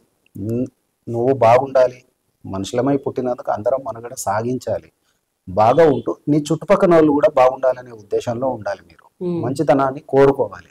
ఎదుటి వాళ్ళని రెచ్చగొట్టే విధంగా నాకు ఈ హక్కు ఉంది కదా అని ఎదుటి వాళ్ళని రెచ్చగొట్టే విధంగా చేయకండి. వాళ్ళకు కూడా హక్కు ఉంటుంది, వాళ్ళు ఇంకో రకంగా చేస్తారు. ఇక్కడే గొడవలు స్టార్ట్ అవుతాయి. ఎదుటి వాళ్ళని, మిమ్మల్ని నేను రెస్పెక్ట్ చేయాలి, నన్ను మీరు రెస్పెక్ట్ చేయాలి, ఒకరి మతం ఒకరు గౌరవించుకోవాలి అంతే. ఇప్పుడు దేవుడు అనేది నమ్మకం, ఫస్ట్ మీరు గుర్తుంచుకోండి. మీకు ఎక్కడ మనిషి రూపంలోనే కనబడతాడు దేవుడు. ఫర్ యువర్, నాకు తెలిసినంత వరకు అయితే, నేను ఎక్స్పీరియన్స్ చేసినంత వరకు అయితే, మీరు ఎక్కడ అనంటే మీకు మనిషి రూపంలోనే మళ్ళీ మీ దేవుడు మీకు కనబడతాడు. మీ మంచితనం మిమ్మల్ని కాపాడుతుంది, ఆ దేవుడే ఆ రూపంలో వస్తాడు, మిమ్మల్ని ఆశీర్వదిస్తారు. అది గుర్తుంచుకోండి. కానీ ఎవరిని ఫోర్సబుల్ గా మీరు దేంట్లోకి లాగకూడదు. నాకు ఆర్టికల్ 19 హక్కు కల్పించింది కదా అని చెప్పేసి నేను ఎక్కడ పడితే అక్కడ స్పీచ్ చేస్తాను, నా ఇష్టం వచ్చినట్టు ప్రచారం చేస్తాను, నువ్వు అక్కడ రా, నువ్వు ఇక్కడ రా అనేది చేయటానికి లేదు. So at the same time వాళ్ళకు కూడా హక్కు ఉంటుంది కదండి. మరి ఆ హక్కుల ప్రకారం వాళ్ళు కూడా మాట్లాడతారు కదా. నీకెంత హక్కు ఉందో రాజ్యాంగం కల్పించిన హక్కు, వాళ్ళకు కూడా అదే హక్కు ఉంది. సో దాన్ని దృష్టిలో పెట్టుకొని హ్యాపీగా ఎక్కడి వాళ్ళు అక్కడ ఉండి హ్యాపీగా ఫాలో చేస్తూ మీ లైఫ్ మీరు లీడ్ చేయండి. పక్కల లైఫ్ గురించి ఎందుకు, మీరు ముందు మీ లైఫ్ మీరు లీడ్ చేయండి. మీరు మంచి లైఫ్ లీడ్ చేస్తే ఆటోమేటిక్గా నువ్వు మంచోడు అయితే, నువ్వు మంచి పనులు చేస్తే, నువ్వు సద్బుద్ధి కలిగి ఉంటే వాడే నీ దగ్గరకు వచ్చి కూర్చుంటాడు. మీరు హ్యాపీగా ఉండండి, ఫస్ట్ మీరు బాగుండండి, రెచ్చగొట్టకండి, అనవసరంగా పిలవకండి, అది మంచిది కాదు. సో ఇంకొకటి అదే మనకి ఫండమెంటల్ రైట్స్ లో 5 కంప్లీట్ అయినాయి. ఇంకొకటి రైట్ ఆఫ్ ఎడ్యుకేషన్ అయిపోయింది. ఎక్స్ప్లాయిటేషన్ అండి, ఎక్స్ప్లాయిటేషన్ ఎక్స్‌ప్లాయిటేషన్ మీన్స్ మిమ్మల్ని ఎవరైనా బెదిరింపులకు గురి చేస్తున్నారా, ఓకే. బెదిరిస్తున్నారా అంటే జనరల్గా తిట్టడమే బెదిరింపు కాదండి, కొట్టడమే బెదిరింపు కాదండి. ఇప్పుడు అక్కడ ఉండి సైగలతో కూడా బెదిరించవచ్చు. కొంచెం దేర్ కాన్సిక్వెన్స్ అంటే మీరు బలంగా పెద్ద కళ్ళు చేసి వాళ్ళని బెదిరించడం, లేకపోతే నీ అంతు చూస్తా, నీ సంగతి చూస్తా, నీదేదో చెప్తా అని. ఈ ఎక్స్టార్షన్ కూడా అదొక రైట్ హ్యాండ్ అండి. అది ఎవరికి మీరు భయపడకూడదు. అలాంటివి జరిగినవి అని అంటేనే ఇలాంటి వాటి కోసమే ఇక్కడ చూడండి, దీన్ని మనం ఫైండ్ అవుట్ చేయడం అనేది కష్టం అవుతుంది. నేను బెదిరించలేదు అంటాడు, నేను అలా బెదిరించలేదు, నేను అలా గదమాయించి చూడలేదు, నేను అలా పెద్ద చేసి చూడలేదు, నేనేమనలేదు, నేను మామూలుగానే మాట్లాడాను, ఆయనంతలో ఆయన భయపడితే నేనేం చేయాలి అంటారు. ఇలాంటి టైంలోనే మీకు మానవ హక్కుల కమిషన్ ఉంది. ఇది గుర్తుంచుకోండి. హ్యూమన్ రైట్స్ మీకు అదొక రాజ్యాంగం కల్పించినటువంటి హక్కు. మీరు స్టేట్ ఎస్ఆర్సిని హ్యాపీగా మీరు అప్రోచ్ కావచ్చు. సో ఈ 6 పాయింట్స్ మానవ హక్కుల చట్టాల గురించి రాజ్యాంగం ఏం కల్పించింది మనకు అనేది అందరూ తెలుసుకోండి, అవసరమైతే నోట్ చేసుకోండి, ఫాలో అవ్వండి. సో భార్యకు తెలియకుండా భర్త అక్రమ సంబంధాలు ఇప్పుడున్న సిచ్యువేషన్స్లో ఎక్కువ జరుగుతున్నాయి సార్. అలాంటి దానికి చట్టమైనా లేకపోతే సమాజం కానీ ఏం చేయొచ్చు అసలు? ఓకే మేడం, మంచి పాయింట్ తీసుకున్నారు. ప్రస్తుత సమాజంలో ఇది ఒక రకమైన బాధగా తయారైంది. దీంట్లో భార్య బాధితులు కూడా ఉన్నారండి, భార్య బాధితులు ఉన్నారు, భర్త బాధితులు కూడా ఉన్నారు. భార్య బాధితుల సంఘాలు కూడా వెలిసినాయి ఈ రోజుల్లో. దీంట్లో ఫస్ట్ థింగ్ ఏంటి అని అంటే, ఇప్పుడు అంటే మీరు అడిగింది ఏంటి అని అంటే, భార్య భర్తని కాకుండా వేరే వాళ్ళతో ఇల్లీగల్ అఫైర్స్ కానీ సంబంధాలు పెట్టుకుంటే ఇలా. ఒకటి గుర్తుంచుకోండి, అసలు ఇల్లీగల్ అఫైర్ అక్రమ సంబంధం అంటే ఏమిటి? అవునా కదండి? అక్రమ సంబంధం అంటే ఏమిటి? అక్రమం అంటే ఏంటి, సక్రమం అంటే ఏంటి? చాలా మంది విలేజెస్లో కానీ సిటీస్లో కానీ ఎక్కడైనా తీసుకుంటే వాళ్ళు జనరల్గా చేసేదే రైట్ అనుకుంటారు. వాళ్ళు చేసేది తప్పని వాళ్ళకి తెలియదు. కొన్ని సందర్భాలలో తెలియక వాళ్ళు చేసేదే రైట్ అనుకుంటారు. అది కొన్ని సందర్భాలలో అది తప్పు అయిపోతుంది. ఈ రోజుల్లో చూడండి, ఒక అమ్మాయి ఒక అబ్బాయి చాలా మంది ఉద్యోగాలు చేసుకుంటున్నారు, ఎవరి డ్యూటీస్ వాళ్ళకు ఉన్నాయి. చాలా ఫ్యామిలీస్లో అబ్బాయిసే డ్యూటీస్ చేసేవాళ్ళు ఇంతకుముందు, ఇప్పుడు అమ్మాయిలు కూడా చేస్తున్నారు, ముందుకు వస్తున్నారు, మంచి మంచి హ్యాపీ లైఫ్ లీడ్ చేస్తున్నారు, పేరెంట్స్ని పోషిస్తున్నారు. They are procuring their family with dedication. అసలు వాళ్ళ ఫాదర్ వాళ్ళకి హ్యాట్స్ ఆఫ్, కొంతమంది అమ్మాయిలకి, అందరినీ కాదు. సో వాళ్ళకి ఇప్పుడు ఇలాంటి అవకాశం రాకుండా ఉండటానికి ఫస్ట్ చర్యలు తీసుకోవాలండి. వాళ్ళకి మీరు అంటే భర్తకు తెలియకుండా వేరే వాళ్ళతో తిరగటం తప్పు కాదు. ఒక డ్యూటీ విషయంలో వేరే అబ్బాయితో కానీ లేదా ఆఫీస్ కొలీగ్తో కానీ ఎక్కడికైనా వెళ్ళటం వరకు ఓకే. శారీరకమైనటువంటి సంబంధాలు పెట్టుకోవటం వరకు అక్రమ సంబంధాలు అంటారు వీటిని. శారీరకమైన సంబంధాలు ఉంటాయి కదండి, అవి. మీరు జనరల్గా ఈ రోజుల్లో పెద్ద పెద్ద ఆఫీసులలో మంచి మంచి సీఈఓలు కూడా పనిచేస్తున్నారు. వాళ్ళు ఎక్కడంటే అక్కడికి వెళ్ళగలుగుతారు, ఎక్కడికంటే అక్కడికి తిరగగలుగుతారు. వాళ్ళ హస్బెండ్స్తో వాళ్ళు ఉండట్లేదా అండి? వాళ్ళకి నమ్మకం లేదా అండి? నమ్మకం ఉంటేనే కదా ఏదైనా బంధుత్వం మీకు గట్టిగా ఉంటుంది. బాండేజ్ అనేది కరెక్ట్ ఉండాలి.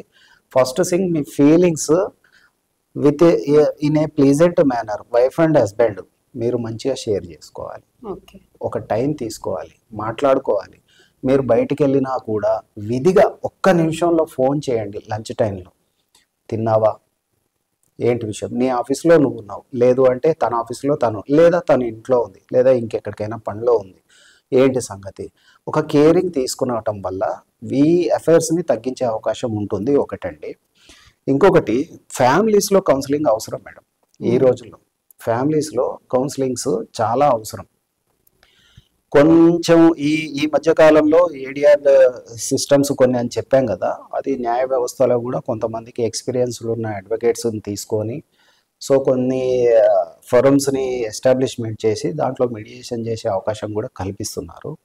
ఎట్ ది సేమ్ టైం మీరు ఒకవేళ మీ భాగస్వామి మీకు ఇష్టం లేదు అని అనుకుంటే న్యాయపరంగా మీరు విడాకులు తీసుకొని మాత్రమే వేరే వాళ్ళతో మీరు వెళ్ళే అవకాశం మీకు ఉంటుంది. అది భార్య అయినా భర్త అయినా ఎవరైనా సరే. లేదు అని అంటే మీరు అక్కడ ఇప్పుడు సపోజ్ ఒక భార్య ఉంది, తనకు భార్య ఉండగానే భర్త మళ్ళీ వేరే వాళ్ళతో ఉంటే తప్పది, ఇల్లీగల్ అఫేర్. ఇప్పుడు దాన్ని ఏమంటారు అని అంటే బైగమి అంటారు. బైగమి అంటే ఇద్దరు భార్యల్ని కలిగి ఉండటం అనేది బైగమి. అది చట్టపరంగా నేరం. అది ఫస్ట్ భార్యకు మీరు విడాకులు ఇచ్చిన తర్వాత మాత్రమే ఇంకో వాళ్ళతో మీరు కలిసే అవకాశం మీకు ఉంటుంది. రాజ్యాంగం మీకు కల్పించింది కదా, మీరు దాని ప్రకారం ఫాలో అవ్వండి. ఈ అనవసరమైనటువంటి ఎఫైర్లు పెట్టుకొని ఏం తెలుస్తుందిలే అని అనుకుంటే చెడు పని ఎప్పటికైనా బయటపడాల్సిందేనండి. ఎప్పుడో ఒకసారి మీకు బయటపడుతుంది, అది అనవసరమైన ప్రాబ్లం వస్తుంది, చాలా ప్రాబ్లమ్స్ క్రియేట్ అవుతాయి మీకు. మీరు దయచేసి అలాంటి పనులు పెట్టుకోకండి, అలాంటి పనులు చేసే వాళ్ళని ఎంకరేజ్ చేయకండి. మీరు అలాంటి ఫ్రెండ్స్ ఉన్నా కానీ వాళ్ళకి సజెస్ట్ చేయండి, వద్దురా ఇది కరెక్ట్ కాదు, అలా చేయకూడదు, ఇది పద్ధతి కాదని చెప్పండి. సో ఈ వేదిక ద్వారా మనం అదే మెసేజ్ ఇస్తున్నాం సార్ వాళ్ళకి. ఇప్పుడున్న సమాజంలో అదే జరుగుతుంది కాబట్టి కొన్ని ఫ్యామిలీస్ అందుకే బ్రేక్ అవుతున్నాయి. అయితే ఈ అక్రమ సంబంధాలు అనేవి వైఫ్ హస్బెండ్ మెంటాలిటీ కరెక్ట్ గా లేకనా, వాళ్ళిద్దరు కరెక్ట్ గా ఉండక ఇవి ఎందుకు అసలు అక్రమ సంబంధాలు ఎందుకు తయారవుతున్నాయి అసలు? ఎస్, కొన్ని సందర్భాలలో లైఫ్ అంటే లైట్ అయిపోయిందండి. కొంతమందికి లైఫ్ అంటే చాలా సింపుల్ అయిపోయింది. ఎలా అనంటే ఫస్ట్ మ్యారేజ్ అప్పుడు మీ అమ్మాయిని మీరు కనుక్కోండి, మీ అబ్బాయిని మీరు కనుక్కోండి. మీ ఇప్పుడున్న పరిస్థితుల్లో ఒకప్పుడు మీరు ఎవరిని చూపిస్తే వాళ్ళని పెళ్లి చేసుకున్నారు, తల వంచి తాళి కట్టుకున్నారా లేక ఇంకోటి చేశారా అనేది ఉండనియండి. ఇప్పుడున్న సర్కమ్స్టాన్సెస్ లో మీ అమ్మాయికి పెళ్లి చేస్తున్నారు అని అంటే ఓపెన్ గా మాట్లాడండి, అడగండి. మీకు డైరెక్ట్ కాంటాక్ట్ లేకపోతే ఎవరైనా తెలిసిన వాళ్ళ ద్వారా, మేనత్తో మేనమామో లేకపోతే అక్కనో చెల్లో పిన్నమో ఫ్రెండ్ సర్కిల్స్ లోనో తెలుసుకోండి. మరి మా అమ్మాయికి పెళ్లి చేయాలనుకుంటున్నాము, తన మనసులో ఎవరైనా ఉన్నారా, ఎవరైనా తెలిసిన వాళ్ళు ఉన్నారా, మరి చేయమంటదా, లేకపోతే తను ఎవరినైనా ఇష్టపడుతుందా, ఈ విషయాలు కొంచెం ఓపెన్ గా తెలుసుకుంటే, అమ్మాయిలు ముఖ్యంగా అమ్మాయిలేనండి, అబ్బాయిలు చెప్తూ ఉంటారు, లేదు అని అంటే వాడు ఏదో ఒకటి చేస్తూ ఉంటారు, ముందు నుంచి చూస్తున్నాం కాబట్టి. అఫ్ కోర్స్ ఈ కాలంలో నిజంగా అబ్బాయిలు కూడానండి చాలా సెన్సిటివ్ ఉన్నారు. ఉండే కాడికి ఉన్నవాళ్ళు ఉన్నారు, కొంచెం రఫ్ అన్ని సొసైటీ అవేర్నెస్ ఉంది, చాలా సెన్సిటివ్ వాళ్ళు కూడా ఉన్నారు ఈ రోజుల్లో. అస్సలు ఏంటి అనేది కూడా తెలియకుండా ఉన్నారు. ఎందుకో చెప్పాలా దానికి, చిన్నప్పటి నుంచి వాడిని ఒక పౌల్ట్రీ ఫామ్ లో కోడిని పెంచినట్లుగా పెంచడం. సొసైటీ అవేర్నెస్ లేదు, బంధుత్వాలు అసలు లేవు, నాయనమ్మ తాత అమ్మమ్మ మామ, చదువు. ఇల్లు కూడా ఎక్కడదండి, రెసిడెన్షియలే కంప్లీట్ గా. చిన్నప్పటి నుంచి వాడు రాత్రి వరకు అందులోనే ఉండాలి, అందులోనే కూర్చోవాలి. చెప్తున్నాను కదా, ఒక పౌల్ట్రీ ఫామ్ నడిపినట్లుగా కాలేజెస్ నడుస్తున్నాయి ఈ రోజుల్లో. ఎన్నో ప్రభుత్వాలు వచ్చినాయి, వీటిపైన చర్యలు తీసుకుంటాం అంటున్నారు, ఫీజుల నియంత్రణ చేస్తా అంటున్నారు, ఎవ్వరు కూడా ముందుకు రావట్లేదు. దానికి ఒక ఫుల్ స్టాప్ పెట్టేస్తే, ఇప్పుడున్న ప్రభుత్వాలు గత ప్రభుత్వాలు కొన్ని ఇనిషియేషన్స్ తీసుకోవటం వల్ల గవర్నమెంట్ స్కూల్స్ లో స్ట్రెంత్ పెరిగింది, ఇంగ్లీష్ మీడియం చేశారు. దాంట్లో ఇంకా ఎక్కువగా చెప్పాలంటే ఆహారం, వాళ్ళకు మధ్యాహ్న భోజన పథకాలు ఇవన్నీ ఇస్తున్నారు కాబట్టి కొంతమంది వాళ్ళు ఊర్లో ఉండే వాళ్ళు కూలీనాలు చేసుకునే వాళ్ళు పిల్లల్ని స్కూల్కు పంపిస్తా వాళ్ళు ఇంకో పనికి వెళ్తున్నారు. సో ఈ విషయంలో మాత్రం మ్యారేజెస్ విషయంలో అబ్బాయినైనా అమ్మాయినైనా అడగండి, మీరు ప్రిపేర్ కండి. తల్లిదండ్రులకు ఒకటే మెసేజ్ అండి, మీరు ప్రిపేర్ అయ్యి ఉండండి. ప్రజెంట్ సిచ్యువేషన్, ప్రజెంట్లో ఉన్నటువంటి సొసైటీలో ఉన్నారు కాబట్టి మీ మైండ్ సెట్ కొంచెం మార్చుకోక తప్పదు. తప్పుగా అనుకోకండి దయచేసి. అందరు అలా ఉంటారని నేను చెప్పట్లేదు, సమాజంలో సర్కమ్స్టాన్సెస్ అలా అవుతున్నాయి కాబట్టి చాలా వరకు ఈ మధ్యకాలంలో క్రైమ్ రేట్ ఎక్కువైంది ఈ విషయంలో మెయిన్గా ఈ విషయంలో. ఇంతకుముందు ఏదో మగవాడు అమ్మాయిని చంపేశాడని, భార్యను కొట్టి బాది తలకాయ బాది చంపేశాడని వినేవాళ్ళం. బట్ ఇప్పుడు కొత్తగా ఏమి వింటున్నాం అని అంటే వెరైటీగా అది ఈ యూట్యూబ్లలో ఫేస్బుక్లలో అక్కడ ఇక్కడ సినిమా స్టోరీలు. ఇప్పుడు ఓటీటీలలో రిలీజ్ అయ్యేటువంటి కాంటెంట్ ఉన్న సినిమాలకి వాటికి కొన్ని సెన్సార్ బోర్డులు అవి ఉండవు. అవుట్ రేటు ఏదైతే పబ్లిక్ లో సినిమా రిలీజ్ అయ్యేదానికి దీనికి కొన్ని రిస్ట్రిక్షన్స్ డిఫరెన్షియాలిటీస్ ఉంటాయి. ఈ ఓటీటీలో రిలీజ్ అయ్యే సినిమాలకి కాంటెంట్ అనేది కొంచెం దాన్ని ఏమంటారు వైలెన్స్ కానీ సెక్షువల్ కాంటెంట్ కానీ చాలా ఎక్కువగా ఉంటుంది. ఆ హ్యూమన్ మైండ్ ఏంటి అని అంటే మంచి కన్నా దీనికి తొందరగా అట్రాక్ట్ అవుతుంది, వద్దంటే అట్రాక్ట్ అవుతుంది. అది ఏదో చూద్దామని ఓపెన్ చేస్తే ఏదో వచ్చి పడుతుంది, అది అట్లనే కంటిన్యూ అవుతుంది. ఒకసారి చూడంగానే రేపు ఓపెన్ చేస్తే దానికి సంబంధించిన క్లిప్సే ఓపెన్ అవుతూ ఉంటాయి, మళ్ళీ తెలియకుండా అడిక్ట్ అవుతున్నారు. సో దీని మీద ఇప్పుడు భారత ప్రభుత్వం కూడా కొత్త చట్టాలు తీసుకొచ్చింది. సైబర్ క్రైమ్ మీద చాలా చాలా వాళ్ళు మంచి మంచి ఎక్స్పెరిమెంట్లు చేస్తున్నారు. ఇప్పుడు ఉన్నటువంటి పోలీస్ శాఖలో కూడా మంచి మంచి సైబర్ లా చదువుకున్న సైబర్, ఇప్పుడు మనకి ఏఐ వచ్చింది, ఆర్టిఫిషియల్ ఇంటెలిజెన్స్ అని కొత్తగా ఇంప్లిమెంట్ అయింది. గత 7-8 సంవత్సరాలుగా కూడా బీటెక్లో సైబర్ నేరాలకు సంబంధించి దాంట్లో కమ్యూనికేషన్స్ సైబర్ సంబంధించినటువంటి వాళ్ళకి డిగ్రీ కోర్సు కూడా ఉంది. అది చేసిన వాళ్ళని రిక్రూట్ చేసుకుంటున్నారు. చాలా మంది వాళ్ళు పోలీస్ శాఖలోకి వచ్చిన వాళ్ళు, మంచి మంచి ఇంటెలిజెన్స్ డిపార్ట్మెంట్లో ఉన్న వాళ్ళు, they are trained persons, they know very well about. Crime చేసేవాడు నేను ఇది తప్పు చేస్తున్నానని అంటాడు, కానీ దీన్ని ఎలా సాల్వ్ చేయాలో పోలీస్కి తెలుసు, బికాస్ దే ట్రైన్డ్. సో వాళ్ళు కూడా మంచి మంచి పెద్ద పెద్ద క్రైమ్ వాటిని కూడా వాళ్ళు రిజాల్వ్ చేస్తున్నారు, మంచిగా దాన్ని కేసుని సాల్వ్ చేస్తున్నారు. దానికి సంబంధించి ఈ విషయంలో మాత్రము ఈ క్రైమ్లో మీరు అనవసరంగా లేనిపోని తప్పిదాలు చేసి తెలిసి తెలియక ఏదో క్షణికావేశంలో ఏదో 2 నిమిషాల సుఖం కోసము ఇక్కడ ఏమో లేదని అక్కడ ఏదో ఉందని వెళితే అక్కడికి వెళ్ళిన ఎప్పుడైనా కానీ నేను డైలీ ఒక హోటల్లో నేను అన్నం తింటున్నాను, ఒకడు అంటాడు నువ్వు పలానా దగ్గర తినలేదా, బాగుంటుంది అంటాడు. అక్కడికి వెళ్తే తెలుస్తుంది ఆ టేస్ట్ అనేది, అది బాగుంటుందా బాగుంటుందా. ఇక్కడే బాగుంది, నాకు రేట్ తక్కువ ఉంది, ఇక్కడే బాగుంది. అక్కడికి వెళ్ళి చూసిన తర్వాత అదే కదా నన్ను అయ్యాం కదరా బాబు. అంతలోపు నువ్వు ఇక్కడ ఏంటి అనేది మీరు కొంచెం అర్థం చేసుకోండి. కొన్ని విషయాలు చాలా సెన్సిటివ్గా ఉంటాయి. వన్స్ డ్యామేజ్ అయిందంటే లైఫ్లో రికవర్ కాని రకంగా ఉంటాయి కొన్ని సిచ్యువేషన్స్. సో ఇష్టం లేని పెళ్లిళ్ళ ద్వారా కూడా ఈ అక్రమ సంబంధాలు పెరిగే అవకాశం ఉంది అంటారు. ప్లస్ కొంతమంది లవ్ మ్యారేజెస్ అని చేసుకుంటున్నారు, అది అవగాహన ఉందా లేక అనేది మీరే చెప్పాలి. లవ్ మ్యారేజెస్ అని చేసుకుంటున్నారు, ఆ లవ్ మ్యారేజెస్ అయిపోయిన తర్వాత 6 నెలలు కూడా సరిగ్గా కలిసి ఉండని ఫ్యామిలీస్ ని మేము చాలా మందిని చూస్తూ ఉన్నాం. ఒకరినొకరు ఇష్టపడి చేసుకున్న తర్వాత ఎందుకు వాళ్ళు కలిసి లైఫ్ లీడ్ చేయలేకపోతున్నారు? తల్లిదండ్రులను ఎదిరిస్తున్నారు, సమాజాన్ని ఎదిరిస్తారు, ఫ్రెండ్స్ ని ఎదిరిస్తారు, అందరిని ఎదిరించి వచ్చి పెళ్లిళ్ళు చేసుకొని కనీసం 1 సంవత్సరం కూడా వాళ్ళు కలిసి ఉండలేకపోతున్నారు. అవును మేడం, అది ఎందుకు అనొచ్చు సార్? విపరీత ధోరణులు అంటారండి, ఇది వినాశకాలే విపరీత బుద్ధి అనేది ఒక సామెత ఉంది. నేను ఏమైనా చేయగలుగుతాను, నాకు ఏదైనా నడుస్తుంది అనే ఆలోచనలో ఉన్నది యువత ప్రస్తుతం. కొంతమంది సంపాదించే వాళ్ళు గట్టిగానే సంపాదిస్తున్నారు, పాపం లేని వాళ్ళు ఏదో పని చేసుకుంటున్నారు. కొంతమంది మాత్రమే ఇలాంటి పనులు చేస్తున్నారు. నేను ఇందాక చెప్పాను మీకు, పెళ్ళి అవ్వక ముందు ఆ ఎఫెక్షన్ ఆ అట్రాక్షన్ వేరుంటుంది. పెళ్ళి అయిన తర్వాత శారీరకంగా వాళ్ళు అన్ని రకాలుగా కలిసిన తర్వాత ఏంటి అనేది టేస్ట్ అనేది తెలిసిపోతుంది. సో వాళ్ళు దాన్ని అర్థం చేసుకోవాలి. ఫస్ట్ ఏంటి రిలేషన్, ఒక వైఫ్ అండ్ హస్బెండ్ అంటే ఏంటి, ఈ వైఫ్ అండ్ హస్బెండ్ రిలేషన్ ఎలా ఉంటుంది, ఏ రకంగా ముందుకు వెళ్ళాలి అనే దాన్ని కన్నా తెలుసుకుంటే వాళ్ళు విడిపోరు. ఎక్కడైనా కానీ మీరు వైఫ్ అండ్ హస్బెండ్ రిలేషన్ అలాగే ఉంటుంది, మీరు శారీరకంగా ఎక్కడ కలిసినా కానీ. ఒకదాన్ని చూసి ఇంకొకటి ఏదో చూసుకొని మీరు వ్యామోహ పడకండి. ఫస్ట్ డబ్బు జోలికి వెళ్ళకండి. డబ్బు ఈజ్ నథింగ్ మన సొసైటీలో. మీరు ఎక్కడైనా తీసుకోండి, మనం బ్రతకడానికి డబ్బు కావాలి కానీ డబ్బు కోసమే మనం బ్రతకడం కాదు. మనం బ్రతకడానికి డబ్బు అవసరం, అది కంపల్సరీ. ఈ రోజుల్లో అది 100% కావాలి, కానీ డబ్బు కోసమే బ్రతకకండి. సో డబ్బు ద్వారా ఆ లైఫ్ ఫెయిల్ అవుతుండొచ్చు కొంచెం ఇంకా అది ఒక్కొక్కరు ఒక్కో రకంగా చెప్తున్నారండి. ఇప్పుడు మా దగ్గర కూడా అబ్బాయిలను కొంతమందిని అడిగితే ఈ కేసెస్ మీ దగ్గర కూడా వచ్చిండొచ్చు. మాతో ఫస్ట్ ఉన్నట్టు ఇప్పుడు ఉండడం లేదు కాబట్టి మేము విడిపోవాలనుకుంటున్నాం, ఫస్ట్ మమ్మల్ని చూసుకున్నట్టు ఇప్పుడు చూసుకోవడం లేదు కాబట్టి మేము విడిపోవాలనుకుంటున్నాం, ఇట్లా కొన్ని ఉంటాయి కదా సార్.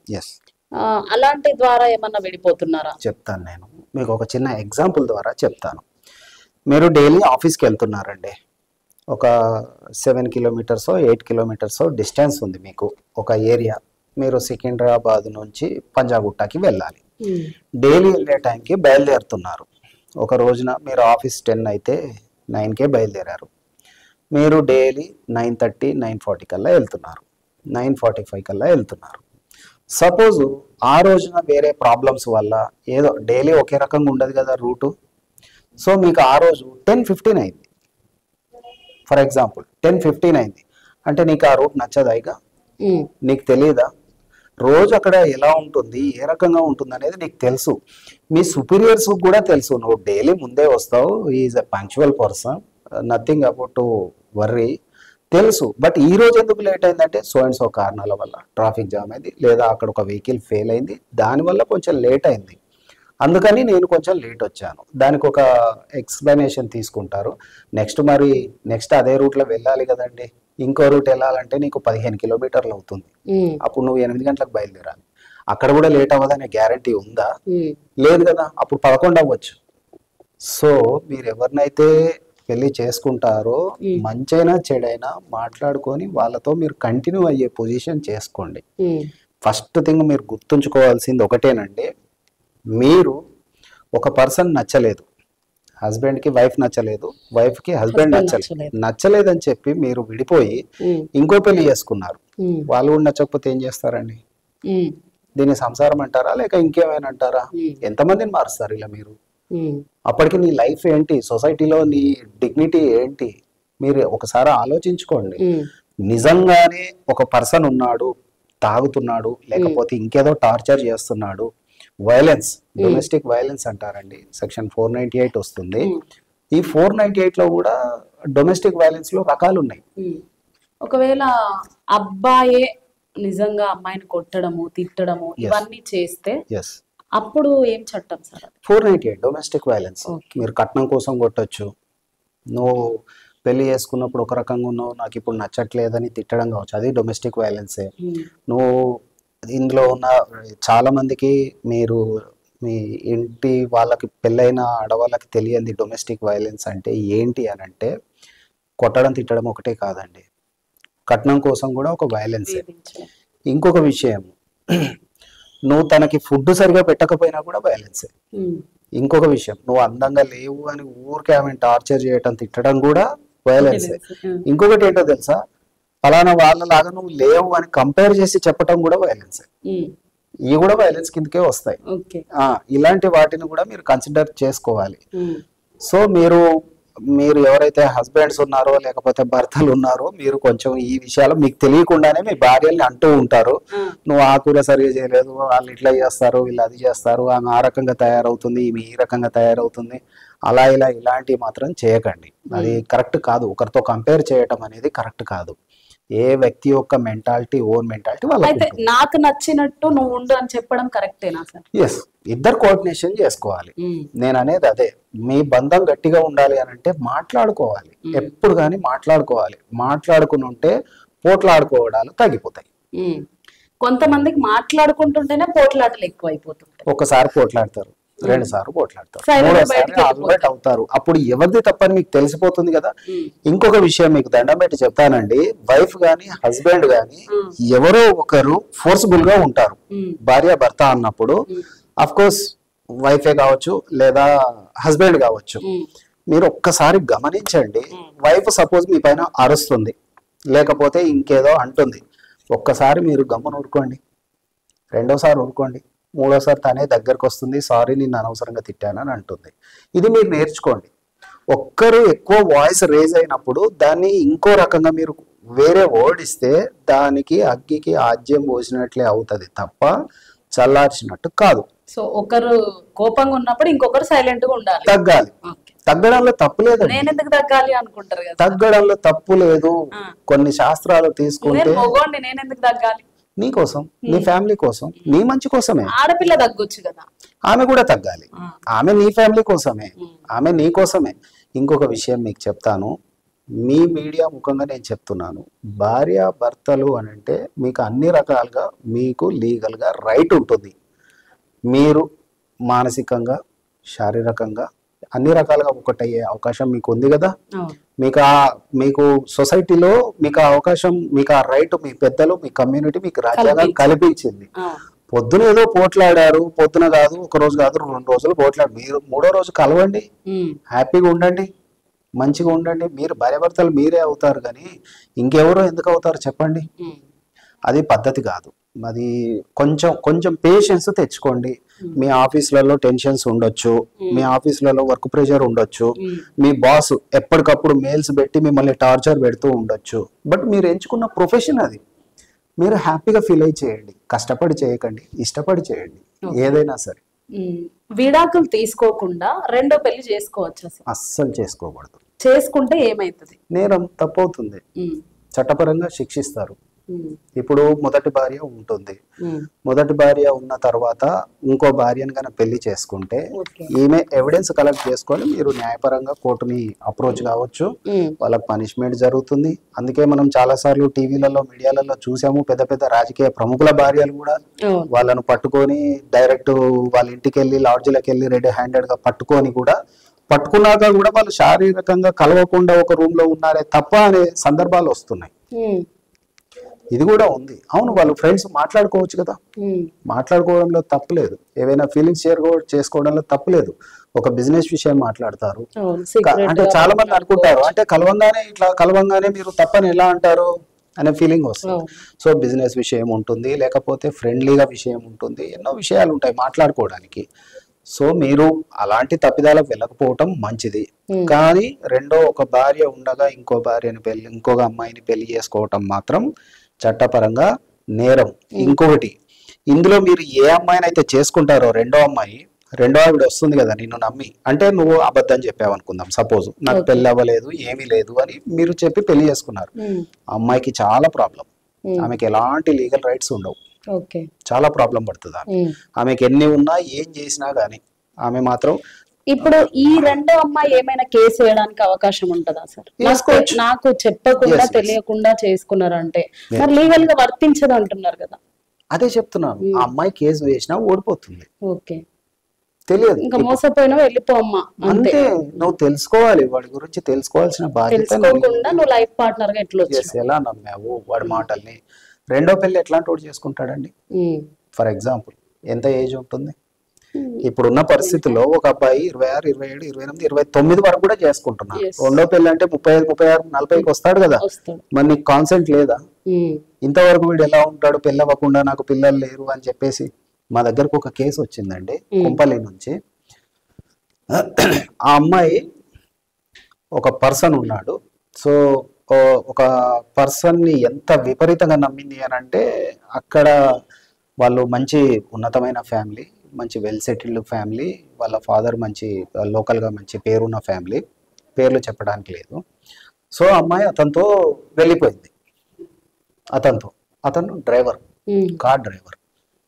వెళ్ళిపోయిన తర్వాత ఇంకా అది ఏం జరగాలని జరిగింది. ఒక రోజున మా దగ్గరికి సరే కొన్ని టాక్స్ జరిగినాయి. ఒక 1 week లో అమ్మాయి మళ్ళీ లైన్లోకి వచ్చింది. వచ్చిన తర్వాత వీళ్ళు ఫాదరు ప్లస్ 2 కొడుకులు, అతనికి ఒకే కూతురు, గారాబంగా పెంచితే ఆమె ఆ పని చేసింది. వీళ్ళు వచ్చేసి ఏమంటారంటే, ఆ అమ్మాయి ఏమన్నదంటే, మీ ఆస్తిలో కానీ మీ ఫ్యామిలీతో కానీ నాకు ఎలాంటి సంబంధం లేదని నేను రాసిస్తాను, నేను అతనితో వెళ్తానని అన్నది. తల్లిదండ్రులు వాళ్ళ ప్రయత్నం వాళ్ళు చేస్తున్నారు, ఎంతైనా కూతురు కదా, కన్న కూతురు. సరే అయిన తర్వాత వాళ్ళు రాసుకున్నారు, ఒక ఏదో ఎంఓ ఏదో రాసుకున్నారు. ఏవి రాసుకున్నా కానీ వీళ్ళ మధ్యలో కానీ చట్టపరంగా కొన్ని వేరే లీగల్ ఇష్యూస్, లీగాలిటీస్, అది డిఫరెన్స్ ఉంటాయి. 1 month తర్వాత అండి అమ్మాయి కట్టు బట్టలతో ఇంటికి వచ్చింది. వాడికి ఆల్రెడీ పెళ్ళయింది, భార్య ఉంది, 2 పిల్లలు ఉన్నారు. వాడి పని ఇదేనంట, అక్కడక్కడ డ్రైవర్ గా జాయిన్ అవుతాడు, ఎవరెవరినో చూస్తాడు, పెళ్లి చేసుకుంటాడు. ఇప్పుడు ఏం చేయమంటారు? ఆ అమ్మాయి పరిస్థితి ఏంటి చెప్పండి. సో ఆలోచించండి అమ్మాయిలు, మీకు ఉన్న తెలివి, మీరు చదువుకున్న తెలివి, చదువు తెలివి వేరు, సొసైటీ తెలివి వేరు. సొసైటీలో చాలా మంచి ముసుగేసుకొని ఉన్న వాళ్ళు చాలా మంది ఉన్నారు, ఏదర్ లేడీస్ కావచ్చు, జెంట్స్ కావచ్చు. చాలా జాగ్రత్తగా ఉండండి. అడుగునా కానీ తోడేలా గుంపులు తిరుగుతున్నాయి. మీరు చాలా జాగ్రత్తగా ఉండటం మంచిది. ఎవరినైనా కానీ అంత ఈజీగా నమ్మకండి, తొందరగా నమ్మకండి. ఎన్నో రకాలుగా చూసుకొని ముందుకెళ్ళండి. సో ఒక పోలీస్ అధికారి ఒక మనిషిని అరెస్ట్ చేయాలి అంటే, ఆ మనిషిని అరెస్ట్ చేయడానికి వెళ్తున్నప్పుడు ఏం రూల్స్ పాటించాలి? అరెస్ట్ చేయడానికి ఆ పోలీస్ అధికారి మనిషితో ఏం మాట్లాడాలి? ఎలా తీసుకెళ్ళాలి అరెస్ట్ చేసి? ఓకే, ఇది కూడా హ్యూమన్ రైట్స్ లో వస్తుందండి. బేడీలు వేయకూడదు యాక్చువల్గా. హ్యాండ్ కప్స్ ఉంటాయి కదా, కొంతమంది అసలు ఎఫ్ఐఆర్ కాపీ చూపించకుండా ఏది చూపించకుండా ఇట్లా కొంచెం దాడి చేసినట్టుగా కూడా కొంతమంది పోలీస్ అధికారులు తీసుకెళ్తూ ఉంటారు. అది కరెక్టేనా? ఇది ఎక్స్టార్షన్ కిందకే వస్తుంది, మళ్ళీ ఓకే మానవ హక్కుల ఉల్లంఘన కిందకే వస్తుంది. ఇది మాక్సిమం మానవ హక్కులు ఎక్కడ అనంటే గవర్నమెంట్ రిలేటెడ్ ఆఫీసులలోనే జరుగుతుంది మాక్సిమం. అసలు ఏం రూల్స్ ఉంటాయి సార్ ఒక మనిషిని అరెస్ట్ చేయాలంటే? ఒక వ్యక్తిని అరెస్ట్ చేయాలంటే ఫస్ట్ మీరు అరెస్ట్ వారెంట్ తీసుకోవాలి. అరెస్ట్ వారెంట్ అంత ఈజీగా రాదు కదా. అరెస్ట్ వారెంట్ తీసుకోవాలి అని అంటే మెజిస్ట్రేట్ గారి దగ్గర నుంచి మీరు జడ్జి గారి దగ్గర నుంచి మీరు వారెంట్ తీసుకోవాలి. ఆ వారెంట్ తీసుకోవాలంటే మీరు సరైన కారణాలు ఎవిడెన్స్ అక్కడ పెట్టాలి. ఏదో ఒకటి ఆరోపణ చేసి ఎవరో వచ్చి కంప్లైంట్ చేసినంత మాత్రాన నేను తనని అరెస్ట్ చేస్తా అంటే కాదు కదా. అందుకే చాలా మంది పోలీసులు ఎస్ఐలు సస్పెండ్ అవుతున్నారు తెలియకుండా, తెలిసి ఏదో ఒకటి ఫోర్స్ వల్లనో దేని వల్లనో చేయటం వల్ల. పోలీస్ వాళ్ళకు కూడా కత్తి మీద సాములాగా అయిపోయింది కొన్ని సందర్భాలలో. ఇప్పుడు పొలిటికల్ ప్రెషర్ అంటారు, పైనుంచి ప్రెషర్ అంటారు, ఏదో అంటారు. మీ డ్యూటీ మీరు చేసుకోండి, మీ డ్యూటీ మీరు న్యాయంగా చేయండి. మీకు ఇచ్చినటువంటి రాజ్యాంగం, మీకు ఇచ్చినటువంటి మీ రిక్రూట్మెంట్ ఏదైతే ఉందో ప్రొటెక్షన్ ఫర్ పబ్లిక్ మీ ఒక డిపార్ట్మెంట్. ఇప్పుడు ఇందాక మనం మాట్లాడుకున్నాం, రిజిస్ట్రేషన్ చేయాలి అంటే రిజిస్టర్ ఆఫీస్కి వెళ్తాం, మనకు న్యాయం జరగాలి అంటే పోలీస్ డిపార్ట్మెంట్కి వెళ్తాం. రిజిస్టర్ ఆఫీస్లో రిజిస్ట్రార్ ఉంటాడు, ఆఫీస్ స్టాఫ్ ఉంటుంది, వాళ్ళకి గవర్నమెంట్ శాలరీస్ పే చేస్తారు. అట్ ది సేమ్ టైం మీరు ఇక్కడ పోలీస్ స్టేషన్కి వెళ్తే పోలీస్ ఆఫీసర్ ఉంటాడు, ఇన్వెస్టిగేషన్ ఆఫీసర్ ఉంటాడు, కానిస్టేబుల్, ఫ్రంట్ ఆఫీస్ ఇవన్నీ ఉంటాయి, వాళ్ళకి శాలరీస్ పే చేస్తారు. ఎవరు? పబ్లిక్ పే చేస్తారు. పబ్లిక్ ట్యాక్స్ల నుంచే కదా గవర్నమెంట్ ఎంప్లాయీస్కి పే చేసేది. First you feel that police station మనది, పబ్లిక్ది, ఎవరిది కాదు. పబ్లిక్ కోసమే వాళ్ళ ఒక పర్సనల్స్ పబ్లిక్ ప్రొటెక్షన్ కోసం పోలీస్లోనే ఉంది పబ్లిక్ ప్రొటెక్షన్ అని, public officer for legal investigations అనేది మీకు అందులో ఉంది. పోలీస్ అని అంటే చాలా మందికి తెలియదండి. పోలీస్ అంటే పోలీస్ వాళ్ళకి కూడా చాలా మందికి, మాకు కొన్ని సందర్భాలలో వాళ్ళతో మాట్లాడినప్పుడు పోలీస్ అంటే పోలీస్ అంటారు. పోలీస్ అంటే అబ్రివేషన్ తెలుసా ఎవరికైనా? పోలీస్ POLICE అని ఉంటుంది. సో చాలా వరకు రాజ్యాంగాలలో చాలా వర్డ్స్ కూడా ఇప్పుడు ఇండియా అంటాం మనం. ఇండియాకి ఒక అర్థం ఉంది, ఐకి ఒక అర్థం, ఎన్కి ఒక అర్థం, DIAకి. అదేవిధంగా పోలీస్ అని అంటే అబ్రివేషన్ ఏంటి, ఫుల్ ఫామ్ ఏంటి? Public officer for legal investigations and criminal emergencies. Note చేసుకోండి. పోలీస్ అని అంటే దీంట్లోనే ఉంది కదా అర్థం, complete abbreviation. Public officer, police officer for legal investigations at the same time criminal emergencies అన్నారు. Legal investigations, criminal emergencies purpose. ఇప్పుడు ఎవరికైనా ఇక్కడ ఒక గొడవ జరిగింది, నన్ను ఎవరో కొడుతున్నారు, నేను లాయర్ అయినా సరే పోలీస్కి ఫోన్ చేయాల్సిందే as a common person, as a public. నేను ఒక కామన్ మ్యాన్ అండి. ఏదైనా ఉంటే నాది కోర్టులో నేను ఏం సెక్షన్ చేయాలి ఏంటి అనేది నేను చూసుకుంటాను. కానీ సార్ ఇది జరిగింది, ఎక్కడైనా ఎక్స్టార్షన్ జరుగుతుంది, లేదా ఏదైనా మాబ్ ఉంది, అక్కడ ఏదో గొడవ జరుగుతుంది, లేదా ఏదైనా ప్రాబ్లం ఉంది. సో మనం ఎవరైనా చేయాల్సింది. ఇంకొకటి కూడా గుర్తుంచుకోండి, ఈ మధ్య పోలీస్ వాళ్ళు కూడా పబ్లిక్కి అవేర్నెస్ క్రియేట్ చేస్తున్నారు, పబ్లిక్ వాళ్ళకు కూడా చెప్తున్నారు. 112 నంబర్ వచ్చింది కొత్తగా ఫర్ ఆల్ ఎమర్జెన్సీస్. ఏ విషయమైనా సరే, అంటే కొన్ని ఇప్పుడు గొడవ జరిగింది, లేదా ఇంట్లో ఏదో దొంగతనం జరిగింది, లేదు అని అంటే ఏదో యాక్సిడెంట్ జరిగింది, మనం ఫస్ట్ 100కి డయల్ చేసేవాళ్ళము. ఇప్పుడు అన్నింటికి కలిపి ఒకే నంబర్ గా 112 పెట్టారు. సో కొంచెం స్పీడీ సర్వీసెస్ కోసం. సో ఇది గుర్తు పెట్టుకోండి. ఇంతకు ముందు మనం 100కి కాల్ చేసేటోళ్ళం, ఇప్పుడు 112కి కాల్ చేస్తే స్పీడప్ గా సర్వీసెస్ అందే అవకాశం ఉంటుంది. అంటే మన ప్రాబ్లం ఏదో అడుగుతారు కదండి, ఆ నంబర్ కి చేసినప్పుడు వాళ్ళు ప్రాబ్లం ఏంటండి, ఏంటి విషయం, సో అండ్ సో అని అంటే నాకు ఈ ప్రాబ్లం ఉంది అనగానే వాళ్ళు ఆ ప్రాబ్లం ఎవరినైతే అవేర్ చేయాలో ఫస్ట్ కాల్ వాళ్ళకి వెళ్తుంది అన్నమాట. అక్కడికి వెళ్ళేసి వాళ్ళు ఎవరైతే అప్రోచ్ అవ్వాలో వాళ్ళు అక్కడికి అప్రోచ్ అవుతారు. అది జరుగుతుంది. అయితే ఇప్పుడు ఒక పోలీస్ ఆఫీసర్ ఒకరిని అరెస్ట్ చేయాలి అంటే ముఖ్యంగా ఉండాల్సింది అరెస్ట్ వారెంట్. ఇప్పుడు వాళ్ళు అరెస్ట్ చేయాలి. ఒకరి ఇంట్లోకి వెళ్ళి సెర్చ్ చేయాలన్నా సెర్చ్ వారెంట్ తీసుకోవాలి. అడ్వకేట్లకు కూడా ప్రొవిజన్స్ ఉంటాయి లీగల్ గా ఎగ్జిక్యూట్ చేయడానికి. దాని ప్రొవిజన్స్ ప్రకారంగా సెర్చ్ వారెంట్లు వాళ్ళు తీసుకోవచ్చు, పోలీస్కి ఇన్ఫార్మ్ చేసి చేయవచ్చు. అదేవిధంగా పోలీస్ వాళ్ళు వారెంట్ తీసుకోవచ్చు, వారెంట్ తీసుకొని చేసుకోవచ్చు. ఇంకొకటి గుర్తుంచుకోండి, ఎప్పుడు కానీ పోలీస్ ఆఫీసర్లు ఎఫ్ఐఆర్ చేయంగానే మీరు ఎఫ్ఐఆర్ అంత ఈజీగా చెయ్యరు. చేస్తున్నారు అంటే ఆఫీసర్ కూడా రైట్ లేదు దాన్ని క్యాన్సిల్ చేయడానికి. ఓకే. అంత స్టాండర్డ్గా ఉంటుంది. అంటే ఈ రోజుల్లో ఏదైనా ఎంత పెద్ద విషయమైనా కానీ జరిగితే వాళ్ళు ఫస్ట్ ఆలోచిస్తారు. నేను వెళ్ళి కంప్లైంట్ ఇవ్వగానే వేరే వాళ్ళని కూడా పిలిచి ఆలోచించి ఎఫ్ఐఆర్ మీరు కూడా చేస్తారా, రిటర్న్ కంప్లైంట్ ఇస్తారా, 2 సెక్షన్లు పెట్టాలా, ఏవేవో పెడతారు. దాంట్లో క్రిమినల్ ప్రొసీజర్ కోడ్ ఉంటుంది, సివిల్ ప్రొసీజర్ కోడ్ ఉంటుంది. అంటే సివిలియన్గా నువ్వు ఏం తప్పు చేసావు అనేది ఒక సెక్షన్. మీరు ఎప్పుడు కానీ చూడండి పోలీస్ స్టేషన్లో ఎప్పుడైనా ఒక విషయంలో ఒక కేసు పెట్టామంటే 3-4 సెక్షన్లు కనబడతాయి. ఇదే జరిగితే ఇవన్నీ ఎందుకు పెట్టారు మనం అనుకుంటాం. దే ఆర్ ట్రైన్, వాళ్ళకి తెలుసు. అంటే సివిలియన్గా నువ్వు ఏం ఫెయిల్, క్రిమినల్గా నువ్వు ఏం తప్పు చేసావు అనేటివి ఆ సెక్షన్లో తీసుకొని వాళ్ళు దాంట్లో చేస్తారు. చేసిన తర్వాత కూడా మీకు ఇన్వెస్టిగేషన్ తర్వాత మీకు ఇన్వెస్టిగేషన్లో ఏం తప్పు జరిగింది ఏం జరగలేదు జడ్జి గారి ముందు కన్సర్న్ ఆఫీసర్ ముందు మీరు పెడితే వాళ్ళు అప్పుడు శిక్ష చేసే అవకాశం ఉంటుంది. ఓకే. ఒక అమ్మాయి అబ్బాయి మ్యారేజ్ చేసుకోవాలి అంటే వాళ్ళకి ఏ ఏజ్ ఉండాలి సార్? ఎస్, మంచి ప్రశ్న అడిగారండి. ఇది చాలా మందితో డిస్కషన్ చేస్తూ ఉంటాము. చాలా బుక్స్లో పేపర్స్లో స్టేట్మెంట్స్లో కూడా మనం చాలా వరకు చూస్తాము. సార్ ఒక 10 minutes. అవునా, మరి చేద్దామా, ఇంకో బ్యాటరీ పెడతారా? ఒక అమ్మాయి ఒక అబ్బాయి మ్యారేజ్ చేసుకోవాలి అంటే వాళ్ళ ఏజ్ ఎంత ఉండాలి సార్? ఓకే, మంచి ప్రశ్న మేడం. సమాజంలో ఒక నానుడి ఉంది. అంటే అది చట్టపరంగా కాకున్నా కానీ తెలియకున్నా తెలిసినా కానీ జనరల్గా అందరు ఏదైతే అనుకుంటారో అదే కంటిన్యూ అవుతుంది. మెజారిటీ ఆఫ్ ది పీపుల్ ఏదైతే అనుకుంటారో అది 18 సంవత్సరాలు నిండాలి. నేను కూడా అదే అంటున్నాను. బట్ ఇక్కడ చిన్న కరెక్షన్ చేసుకోవాలండి. మనం 19 సంవత్సరాలు రావాలి. ఇది గుర్తుంచుకోండి. సమాజంలో 18 సంవత్సరాలు నిండటం కాదు, 19 సంవత్సరాలు రావాలి. 18 నిండాలి అనేది నిండాలి వరకు వెళ్ళట్లేదు జనాలు. కొంతమంది 17th కంప్లీట్ అయ్యి 1 డే అయినా తప్పది. అది తప్పు. 18 నిండాలి. Completion of 18 years of age అని రాసి ఉంటుంది. ఎక్కడైనా చూడండి, మీరు ఏ స్టేట్మెంట్ అయినా తీసుకోండి. తెలుగులో అయితే 18 సంవత్సరాలు నిండిన అని ఉంటుంది. ఎట్ ది ఏజ్ ఆఫ్ సంవత్సరాలు రావాలి అని చెప్పండి. ఎక్కడైనా మీరైనా ఎవరైనా నేనైతే అదే చెప్తాను. నా దగ్గరకు వచ్చే క్లయింట్లకు కూడా నేను అదే కౌన్సిలింగ్ ఇస్తాను. చూడు బాబు, 19 సంవత్సరాలు రావాలి. ఇప్పుడు బాల్య వివాహాల చట్టాలు చాలా గట్టిగా ఉన్నాయండి. 2015 నుంచి బాల్య వివాహాలు జరిగినా చేసిన వాళ్ళకి పంతులు గాని పేరెంట్స్ గాని అందరూ శిక్షార్హులే.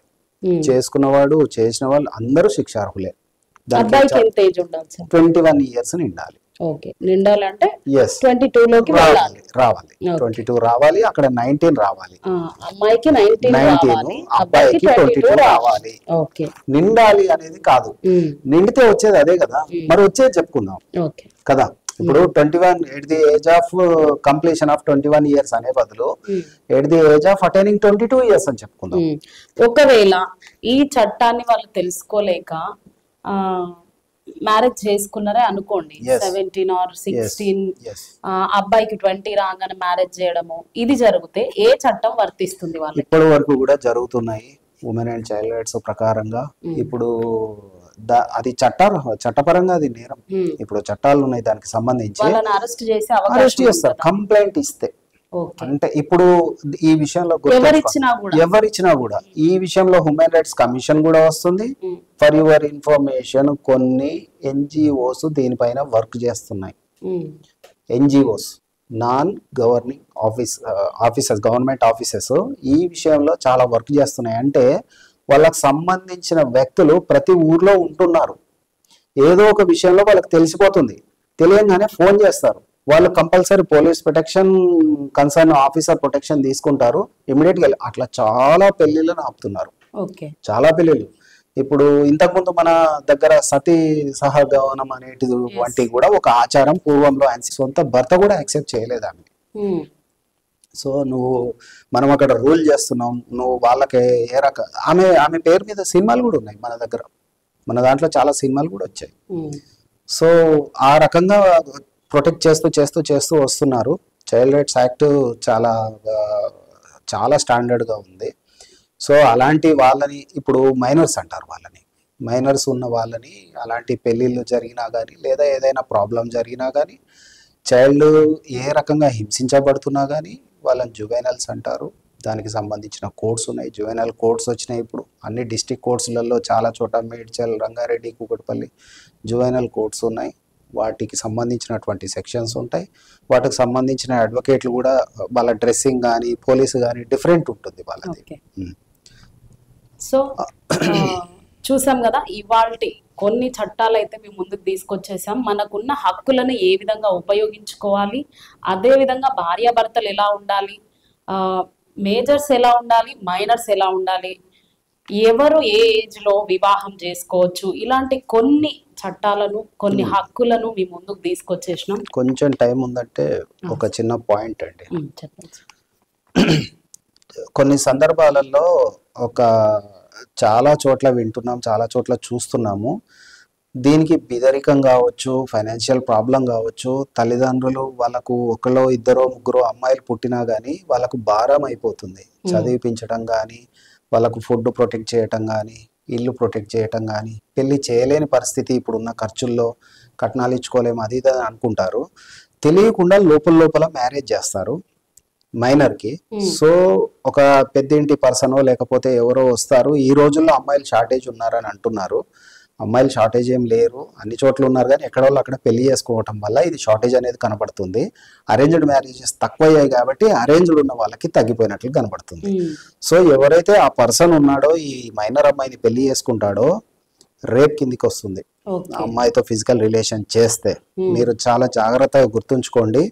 వాళ్ళకి ఏదో ఫైనాన్షియల్ అవసరాలు ఉన్నాయి లేకపోతే ప్రాబ్లమ్స్ ఉన్నాయన్న ఉద్దేశంతో వాళ్ళు పెళ్లి చేస్తే మీరు విధిగా చెప్పండి.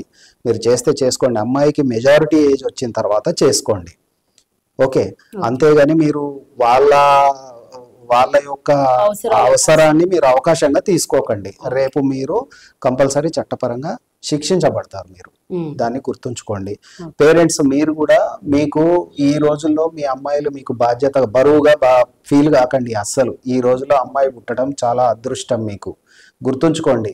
ఆల్రెడీ చంద్రమండలానికి వెళ్ళొస్తున్నారు, మీరు ఆ విషయాన్ని గుర్తుంచుకోవాలి అడుగడుగున. ఎందుకనంటే అమ్మాయి పుట్టిన దగ్గర నుంచి అమ్మాయిని ప్రొటెక్ట్ చేయడానికి ఎన్నో రకాల స్కీమ్స్ ఉన్నాయి. గవర్నమెంట్స్ కూడా ప్రయత్నం చేస్తున్నాయి మిమ్మల్ని కాపాడుకోవడానికి. ఎందుకు మీరు తొందరపడతారు? దేని గురించి మీరు ఆతృత పడతారు? ఎందుకు భయపడతారు? మీకు చట్టాలు ఉన్నాయి, ప్రాబ్లం ఏం లేదు. ఇంటర్మీడియట్ అయిపోయేంత వరకు అమ్మాయికి మొత్తం గవర్నమెంటే చదివిస్తుందండి. ఫుడ్ ఇస్తుంది, వాళ్ళకు షెల్టర్ ఇస్తుంది, హాస్టల్స్ ఉన్నాయి, బట్టలు ఉన్నాయి, వాళ్ళకి మంచి మంచి మెడిసిన్స్ ఉన్నాయి, మంచి మంచి డాక్టర్ పర్యవేక్షణ ఉంటుంది అమ్మాయిలకి, ప్రత్యేకంగా అమ్మాయిలకి. ఇప్పుడు ఉన్నటువంటి గురుకుల పాఠశాల ఎగ్జాంపుల్ తీసుకోండి మీరు. అలాంటివి కొన్ని రెసిడెన్షియల్ స్కూల్స్ కూడా ఉన్నాయి, మీరు వాటిని ఎగ్జాంపుల్గా తీసుకోండి. అమ్మాయిలు మంచి మంచి రంగంలో చాలా బాగా చాలా మంచిగా వాళ్ళు రాణిస్తున్నారు. ఎంతోమందిని మీరు ఎగ్జాంపుల్గా తీసుకోండి. ఎవరైనా ఒకటే, అబ్బాయి అయినా అమ్మాయి అయినా ఈ రోజుల్లో ఒక అప్పటి రోజులు వేరు. మీరు ఫీల్ కాకండి మేమేదో కొంతమంది ఊర్లలో మాది చిన్న కులము మాకు దొరకరు ఇలాంటి ఫీలింగ్స్ ఏం పెట్టుకోకండి. అమ్మాయిలు ఎవరైనా ఒకటే. ఈ రోజుల్లో కులం మతం ఏమీ అడ్డం లేదు, ఇలాంటి ఏమీ రావట్లేదు. మీరు చట్టం పరిధిలో ఉన్నారు, చట్టాలు మీకు అన్ని రకాలుగా హెల్ప్ చేస్తాయి. మీరు ఎలాంటి భయభ్రాంతులకు లోనవ్వద్దు. అలాంటి వాళ్ళు ఒకవేళ వచ్చి అడిగినా మేము చేయమని చెప్పండి. డబ్బు ఆశ చూపి లేకపోతే మీకు ఇంకేదో ఆశ చూపించి చేయమన్నా కానీ మీరు ఒప్పుకోకండి. రేపు మీరు శిక్షార్హులు అవుతారు. మీ అమ్మాయికి మైనర్ అమ్మాయికి పెళ్లి చేయటం వల్ల, పనికి పంపించటం వల్ల, మళ్ళీ మీరు పొలం పనికి కానీ కంపెనీలకు కానీ పంపించడం లాంటివి చేస్తే కూడా మీ పైన చట్టపరమైన చర్యలు ఉంటాయి. ఎవరైనా కంప్లైంట్ చేస్తే హ్యూమన్ రైట్స్ గురించి మనం మాట్లాడుకుంటున్నాము, ఈ హ్యూమన్ రైట్స్లో కూడా మీరు బాధ్యులు అవుతారు. సో చూసాం కదా, ఇది ఇవాళ ఎపిసోడ్స్ మానవ హక్కుల చట్టాల గురించి. మళ్ళీ ఇంకా వేరే వేరే హక్కులతో మీ ముందుకు వచ్చేస్తాం. మీరేమైనా తెలుసుకోవాలనుకుంటే ఈ ఎపిసోడ్స్ కింద కామెంట్ చేయండి. హక్కుల గురించి, రాజ్యాంగం గురించి మీరు ఏమైనా తెలుసుకోవాలనుకుంటే కామెంట్ చేయండి. ఆ క్వశ్చన్స్ తప్పకుండా వాల్యుబుల్ అయితే మేము అడ్వకేట్ గారిని అడగడం జరుగుతుంది. మళ్ళీ ఇంకో ఎపిసోడ్స్తో మీ ముందుకు వచ్చేస్తాం. అంతవరకు చూస్తూనే ఉండండి టుడే 18 న్యూస్.